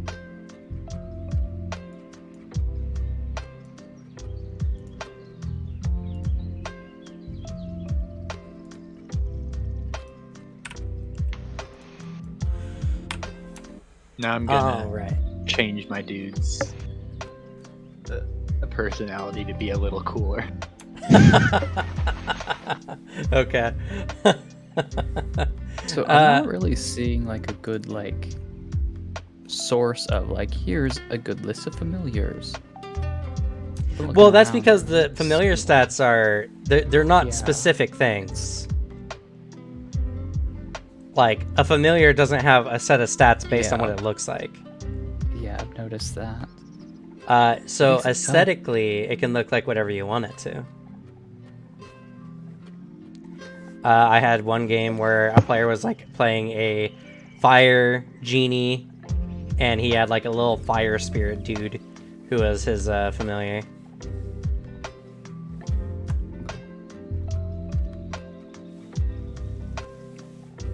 For a Cloud Dragon patron, I'm thinking something like, oh, maybe like a flying oxalotl. Sure, that's adorable. I love oxalotls. They are my favorite. I think that would be probably the best thing. I have weird oxalotl art that would kind of work, but it's also really funny. Where is it? I've shown this one before.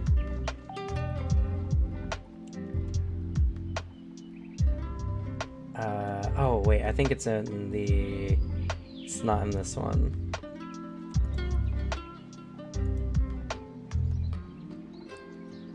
Yes, it's in this one. Alright, where are you? Wait, is it on this one? Funny that amphibious just gives it a swim speed, but does not give it the ability to breathe underwater. Yeah, sadly. It's really weird. It's a little weird for being called amphibious.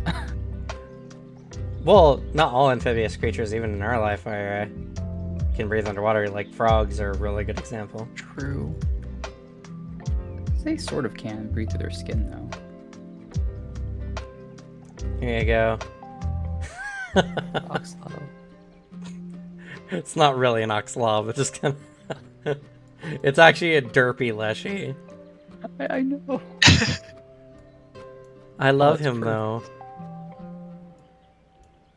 It's a root leshy or something, or a lotus. I think leshy. it's a lotus root leshy, yeah. No, that looks like a lotus. He looks like a lot of things. I mean, yeah, but it's got like a lily pad and stuff on it. It so it's probably does. the- It does. It's probably Also- the lotus leshy. Oh, maybe, yeah. That's adorable. It was adorable. I mean, leshies can be familiars. They can. They're actually, like, for their ancestry, they actually start off as a familiar, and then they gain independence. I kind of have to go with that. I mean, Here's a little pangolin one as well. yeah, that one's A so. peregrine. It's really good. You That want one's your really familiar delicious. to be your this boy. I think so. It's the closest to like an oxalotl looking. It's still planty, but works for like a I can't jungle respect aquatic. that face. I'll never be able to respect that face. His name will be Kibble. Kibble. All right. Well, we'll have to set it up when we get everything going, unfortunately, because His name will be Kibble, and I love him. Good. on your character sheet, I would say on the class section, put familiar, and then just put the familiar abilities you've selected for it for the day. And if you want, you can also put the familiar stats in as well. And which section here? On your feats tab, under your character. You can just make a new one called perfect. familiar.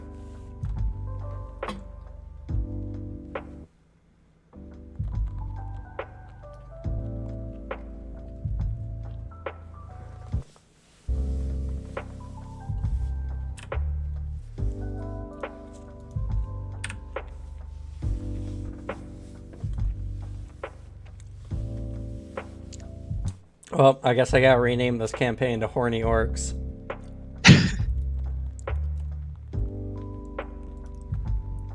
Horny orcs that laugh.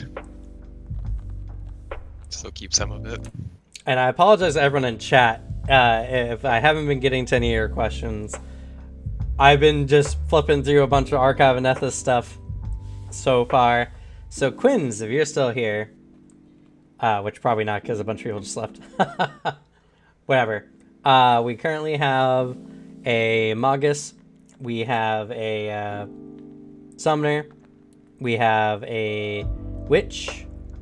We have a Swashbuckler and a Monk.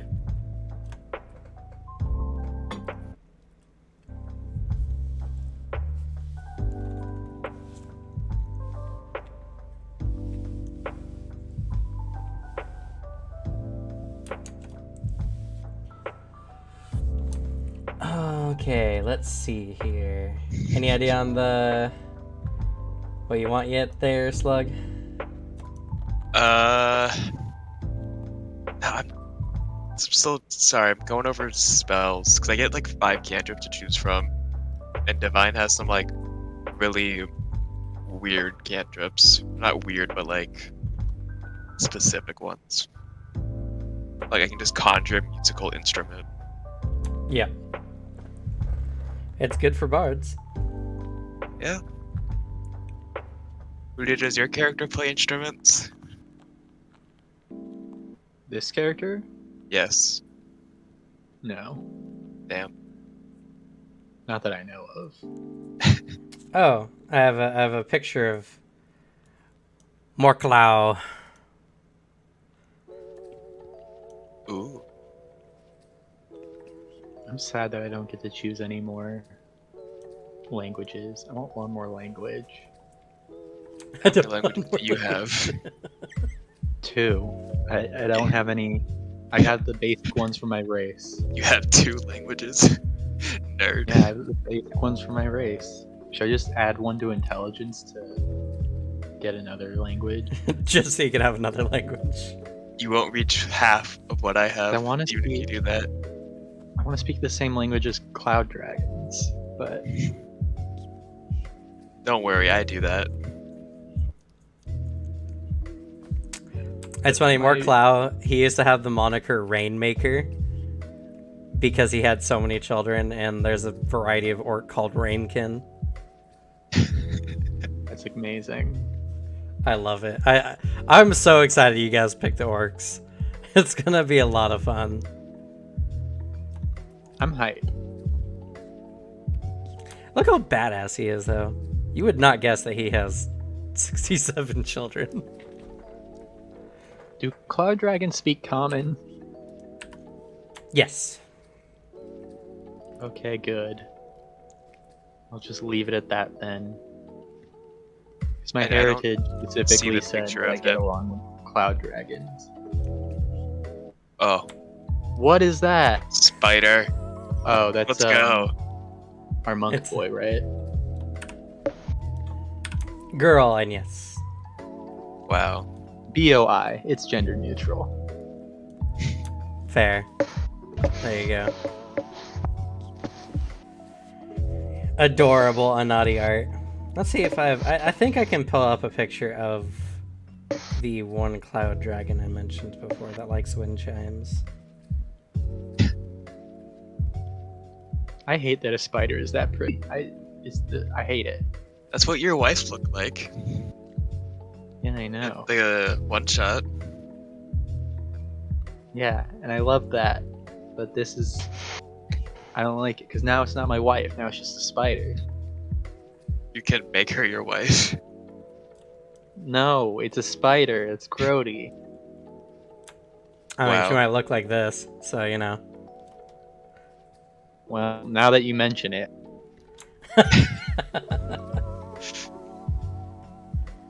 Horny on Here name, strictly let's go. for business. Ah, I'm so sad. I don't have the Cloud Drake picture in here. Aw. Rip. Sad. I'll take Bullhorn. That might sound fun.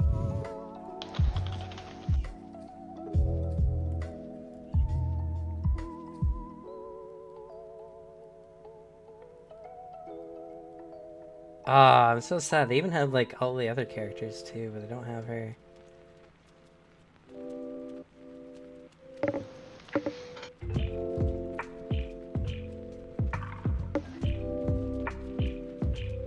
By the way, what kind of alignment do the Cloud Dragons normally have? 'Cause I'm sure. They're typically. I think they're typically neutral good.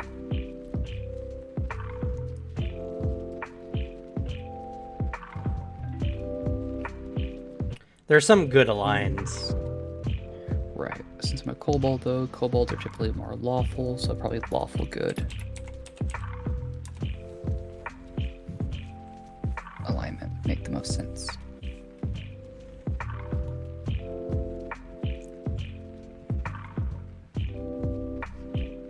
I was wondering because I have Divine Lance as a cantrip, so it would determine on my patron as to what damage I could do.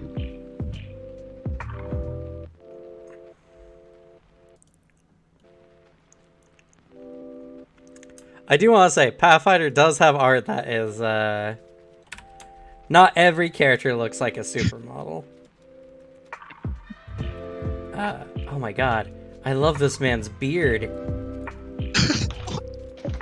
Oh, that's great. Need to see this beard. Oh, this is a great beard. That's a great beard. Cam, thank you for introducing this beard to my life. Here's another joyful fellow. Nice.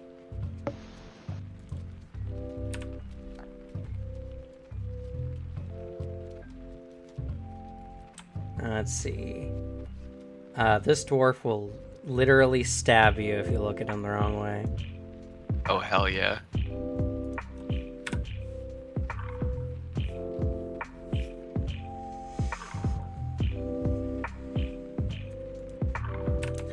All right. Yeah. How's everyone doing? Where are we at? I need to trudge through the slow site to get my spells. Woof. And understandable. I mean, that doesn't necessarily have to be done today. Right. That can always be I mean, I done get- in your spare time. I get 10 cantrips, so. Is Admonishing Ray not a spell on this? Yeah. Admonishing Ray is a spell. It's a divine spell. Oh, not on the compendium. Huh. Oh, I think it's... Oh, you know what? It's because it comes from an adventure path. Yes, the spell bitch slap. Why I'm taking it. That's a good one. What do you think of my spell and cantrip selection, by the way? Let me take a look. Good. Yeah, pretty solid. And spells. And you have 2 more spells you know as well. Okay.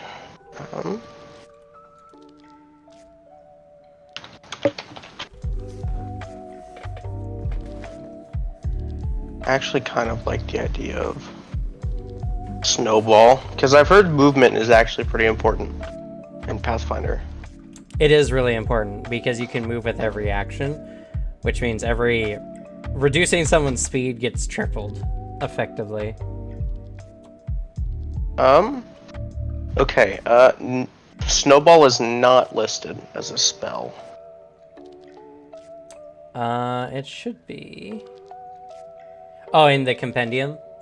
Yeah. Yeah, so you might have to add that one by hand. Ooh. Ooh, a deal Maybe breaker. not.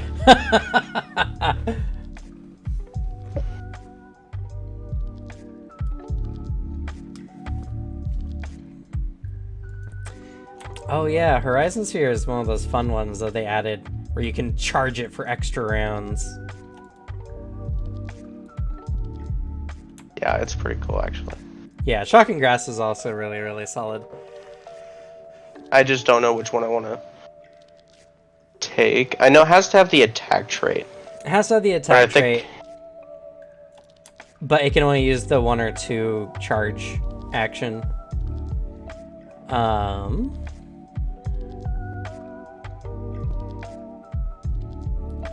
Yeah, they're both pretty good. Shocking Grasp is really solid.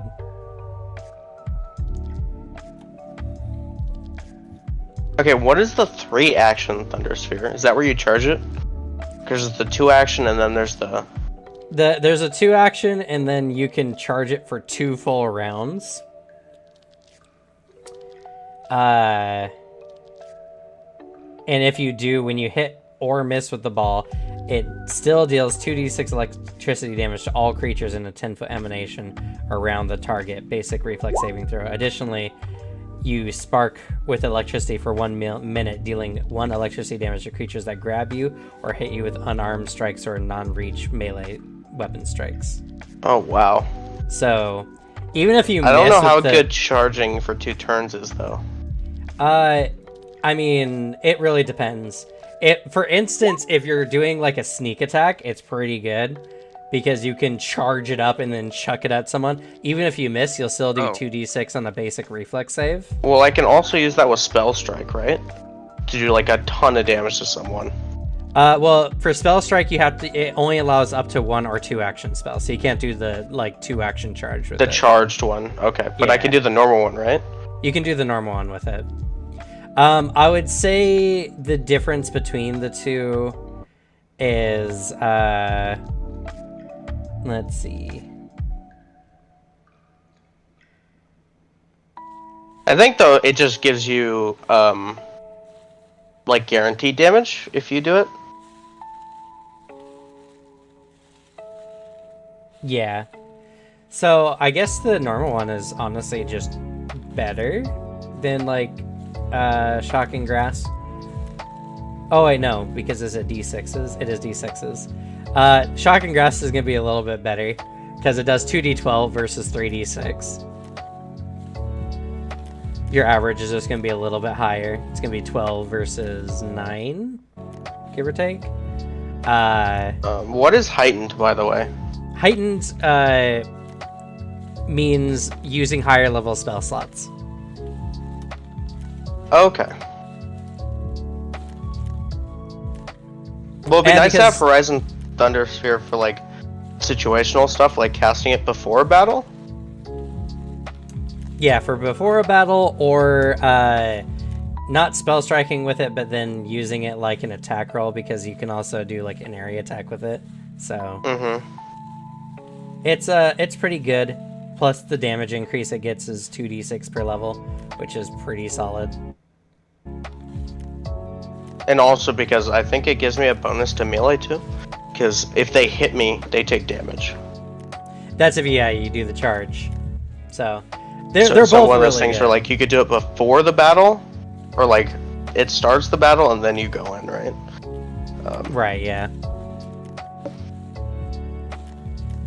Cam, is battle medicine something I can do right away, or do I need a feat for that? Battle medicine is a feat you need. It's a skill feat. Okay. So if your background didn't give it to you, you won't be able to get it until next level, I believe. Cool, I'm taking heal for now. And I can only totally. take first level spells, yes. Yeah.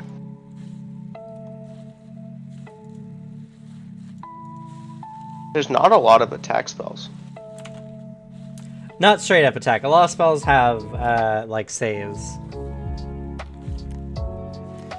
But when you hit level 2 as the Magus, you'll be able to take Expansive Spell Strike, which allows you to pick even those. And is that a feat? Yeah. Yeah, because you get a skill increase general feat. Oh no, you get a Magus feat. Okay, I get it. Yeah, level 2. I think the only one of you who gets a first level feat is Booter. What? For your class feat? Yeah, I do. Yeah, most spellcasters don't get a first level class feat.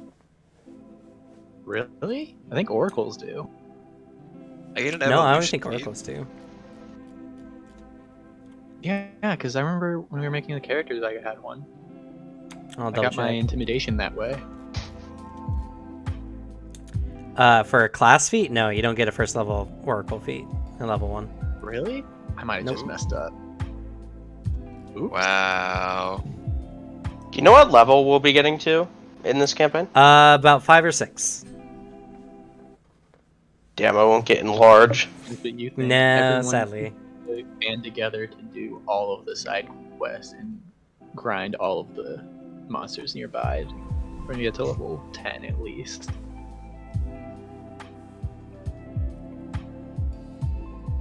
Do I get a 20-foot range with enlarge?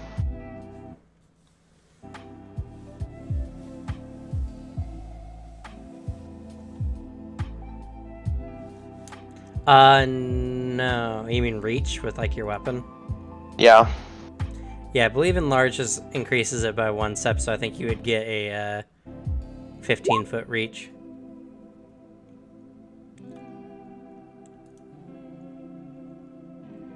Increases its reach by 5. And gains a +2 step bonus. Okay, so I just grow to a large size. And what Yeah. is large? Is that the same as D&D large, or? Yeah, you take up a 2x2 square, and your weapon range will be 10 feet, so that you can hit one space away from you, for instance. rather than adjacent. So, it says heightened fourth. Is that if I use a 4th level spell slot on it? Yes, if you use a 4th level spell slot, you can do the next one. Okay, and then I become huge. Yep. And then I get a 20-foot reach. Then you get a 20-foot reach. It's kind of insane. 20 feet is a lot. Well, it depends on if you're using a reach weapon or not. I'm assuming you are, since you're using a two-hander. But you might not necessarily be.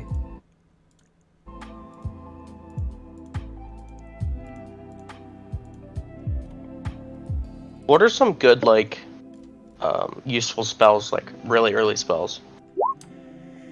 Oh, goodness, there's a bunch. Because I'd like to take 2 that are for, like, spell strike, and then take 2 that are, like, ones I just do at the start of the day for... Yeah. Let's see. Well, True Strike is always one I recommend because it's really good in this one. Yeah, it's not like D&D True Strike? It's not D&D True Strike, no, it's way better. Okay. Animate Dead is really good. Any kind of summoning spell you can get is really good early. Let's see here. Keep in mind that a Magus only has 1 spell slot, Yeah. Yeah. at least for level 1. I just want, like, options, right? Yeah. True Strike definitely is a good option. True Strike is good. Temporary Tool is pretty good. Pocket Library is really solid.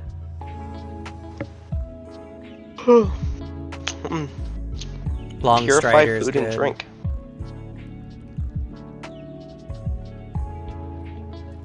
You shouldn't be able to get that as an arcane caster. No, I don't think I can, because it's necro. Yeah. Camp Leader has informed me that he didn't cheat. He got his intimidation feat from his heritage. Yeah, okay. Why didn't he say that himself? Because too much work and didn't want to interrupt. Oh, I see. Or his exact words.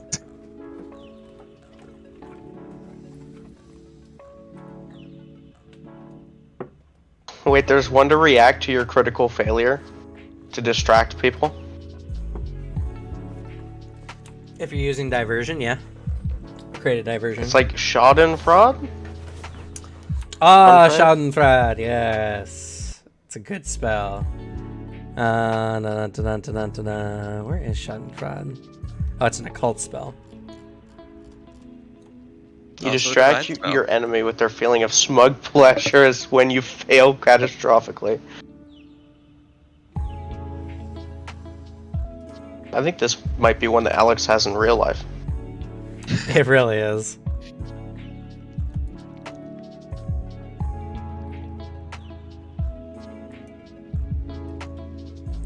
Yeah, no, Pathfinder has just provided just so many really good spells. Even as a reaction, they're just like, you critically fail a saving throw against a foe's effect. You can stupefy them if they fail the saving throw. by And their they're stunned. enjoyment. If they crit fail it, yeah. It's really good.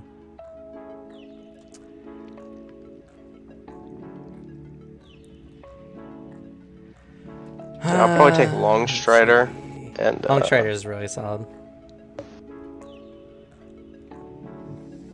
You can take restyle, so you can remake your clothes to be any aesthetic you want at any time, for no mechanical benefits. But I Yeah, can but look aesthetic. fly. I can look fly always. Might be good in a social encounter. Yeah. So I can only cast one spell per day, right? Because it's like slots in D&D. Yeah. So I but can you change my clothes once per day. Yeah, you can change your clothes once per day if you're really feeling it until you hit next level. Which I am planning to level you guys up within the first session or two, so. Yo. I think taking Schadenfreude would be actually really funny. Do it. Take it. Is I that will, an arcane spell actually. list? Oh, it's not! No! Yeah, it's a cult. I'll take it. I can take it. I'm pretty sure. Oh, it is arcane. It's tradition arcane. Yep, it has arcane. Oh. Oh, is Oh, it? let's go! Gonna take I don't think it. I'll ever use it. But Arcane Divine Occult. Oh, there it is. My god, I could not see it. alright, you- I've you have taken to- Schadenfreude. You actually have to Perfect. have it prepared, but you know. Who I, knows? one day, the stars will align. One day. Making them stupefied and stunned is amazing. While I It's a critically really fail. good one, honestly. Yeah, but since you have to fail a saving throw, critically fail, I mean, Yeah, but at that point, it's more for, like, yeah. getting it just something seems- good out of the bad. yeah, you know? it just seems so situational. Yeah, but I don't mind. But when There are you a lot get of it, things that are. When you get one spell a day, he doesn't really care what he puts on the spell list. yeah. Fair. I'm more so looking at my cantrips as, like, the stars of the show, you know? Yeah. Your cantrips and your focus spell are going to be your big. Can I cast my Things. focus spell as many times as I want per day, or is there only once? After a combat, you can spend 10 minutes to re-get your focus point. Nice. Yeah, that's why I grabbed the focus ability with my familiar. Lets me spend 2 actions to get a focus point back, so I can get it back in combat. Because my focus spell is command, which lets me try to do a will save to lock somebody down. So that could be useful to get back again in combat. God, there's so many. Why? I have so many cantrips. Wait a second here. The command isn't your focus spell. Isn't it, though? No, it's granted on your spell list. It's a granted Is spell. it? I thought it was. Yeah. Ah, No. never mind. I thought that was weird, but I have been honestly preoccupied. enough. Yeah. I misread that. Not a problem. I'll fix it. Nope. It just, I think it just adds to your list of spells that you know.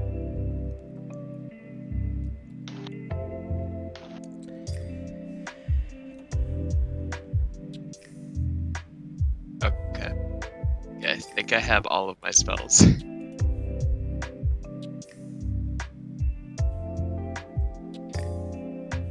So is that then on top of the 5 that my familiar knows? Yes. So I have Your 6 granted known spell. spells. Yeah, Yes, you okay, have 6 perfect. spells. All right, let me go ahead and fix that. Question: am I the quote-unquote face of the group because I have the most charisma? I think you Probably. are.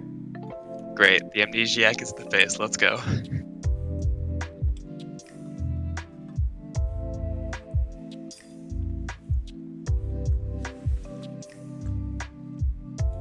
Oh yeah, I have some lizard photos. Let's grab those.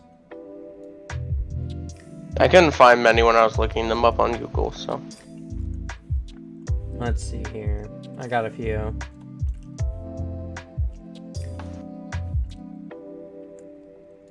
Huh. Pick up on societal clues.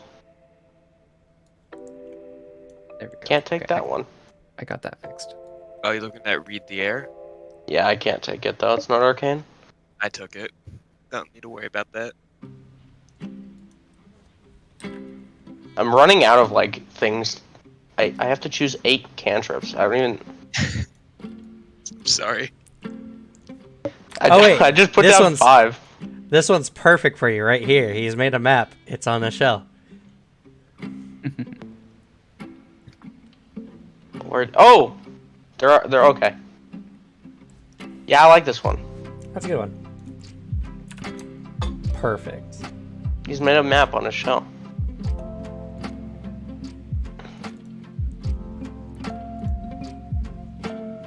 He may not be buff enough because I have 18 strength, but It's all on his legs. all in his legs. Under thighs. No, it's all in his fingers, dude. Oh god.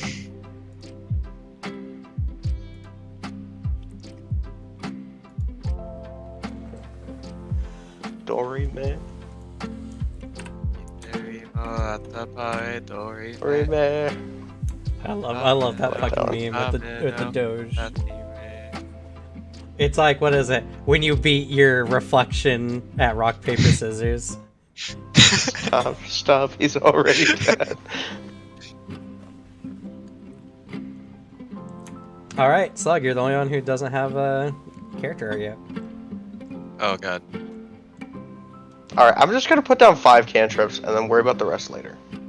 Yeah, Understandable. that's why I was like, yeah, you might as well do that. I'm getting overwhelmed by the amount of cantrips I'm looking at. Make sure you at least have it limited down to your arcane list instead of looking at all of them. Well, There it you made the go. list shorter, but there's still a ton. Yeah. Yeah. Doesn't help the arcane. Actually, is the- detect magic might be. It is a really solid one. I mean, I have like 10 that I had to choose and 2 extras. So Yes. I have quite the list. Yeah, I've never been one for spellcasting in like any of my characters. So Fair enough, me neither. I So played this 3 is- barbarians before this. So, well, actually, no, I'm playing a spellcaster who's also a melee in my other D&D game.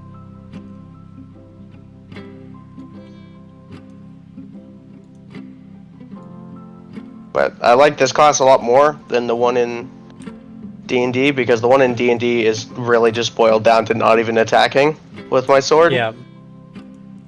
Yeah, no, this one, they really make you feel like a good Gesh with a spell strike, and the fact that you can recharge it using your hybrid study spell. That is a really nice feature. It's Or you could really, just do it one flows really good. Ooh, message, actually. That's a Yeah, good I've one. got that one too.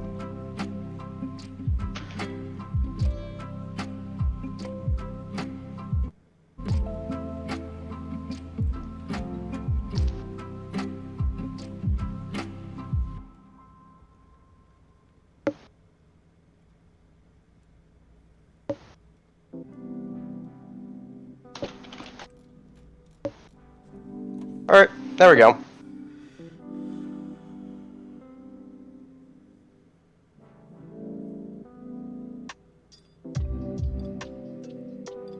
What else do I have to do? Is that it? I think you're good. Because we can't pick an archetype Do I yet, do items? so...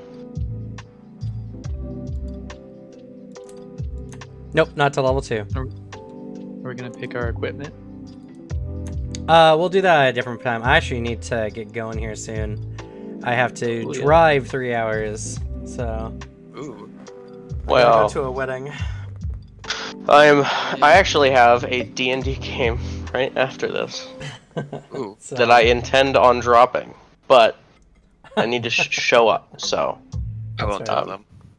I'm only dropping it just because I want to get involved in this one, and I'm already in another game with my Australian friends. That's at 7 a.m. in the morning. I don't need to be in another one at night. So that's fair. All right. Well, I think that's going to be it for now. I think everyone's pretty squared away on their characters. If you have any questions, feel free to message me, of course. Shut up, Devin.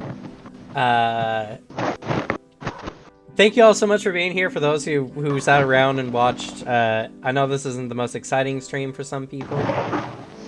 This is just for those who are interested in what goes on behind the scenes and like picking out the characters. Like if you grow to love these characters, you might come back and watch this video again, see the origins, you know. So I always like doing this kind of stuff, and obviously streams aren't mandatory, so you know, be here if you want to be here or not. If you have not done so already, please go ahead and follow on Twitch or subscribe on YouTube to see more content like this. We're going to be doing Shadows That Laugh. Yes, Shadows That Laugh every Friday, 4 p.m. to 8 p.m. Pacific Standard Time. Here's our new cast, our new players, and I'm very excited to get along. There's going to be fun stuff. A lot of classes. All the classes that have been picked so far, besides which are my top 5 favorite classes. Ooh. Oh, thanks. Well, to be fair, Ranger was on that list. Yeah, I feel like the witch kind of fits a bit better. Yeah, and the 5th one is Investigator, because I love Investigator. So Especially it's a very magic themed like area. that's fair. That's very fair. I think it's a good choice, and also I get to see the Fervor Witch in action, which I actually really like the Fervor Witch because Stoke the Heart is a really good focus cantrip. So good. I really can't wait. I hope you're all excited as well, and yeah, thank you for being here and getting this started with me. So with that, we're gonna go ahead and end for the evening. Go ahead and say goodnight, everyone. Good night, everyone. good night. Good night. Good night.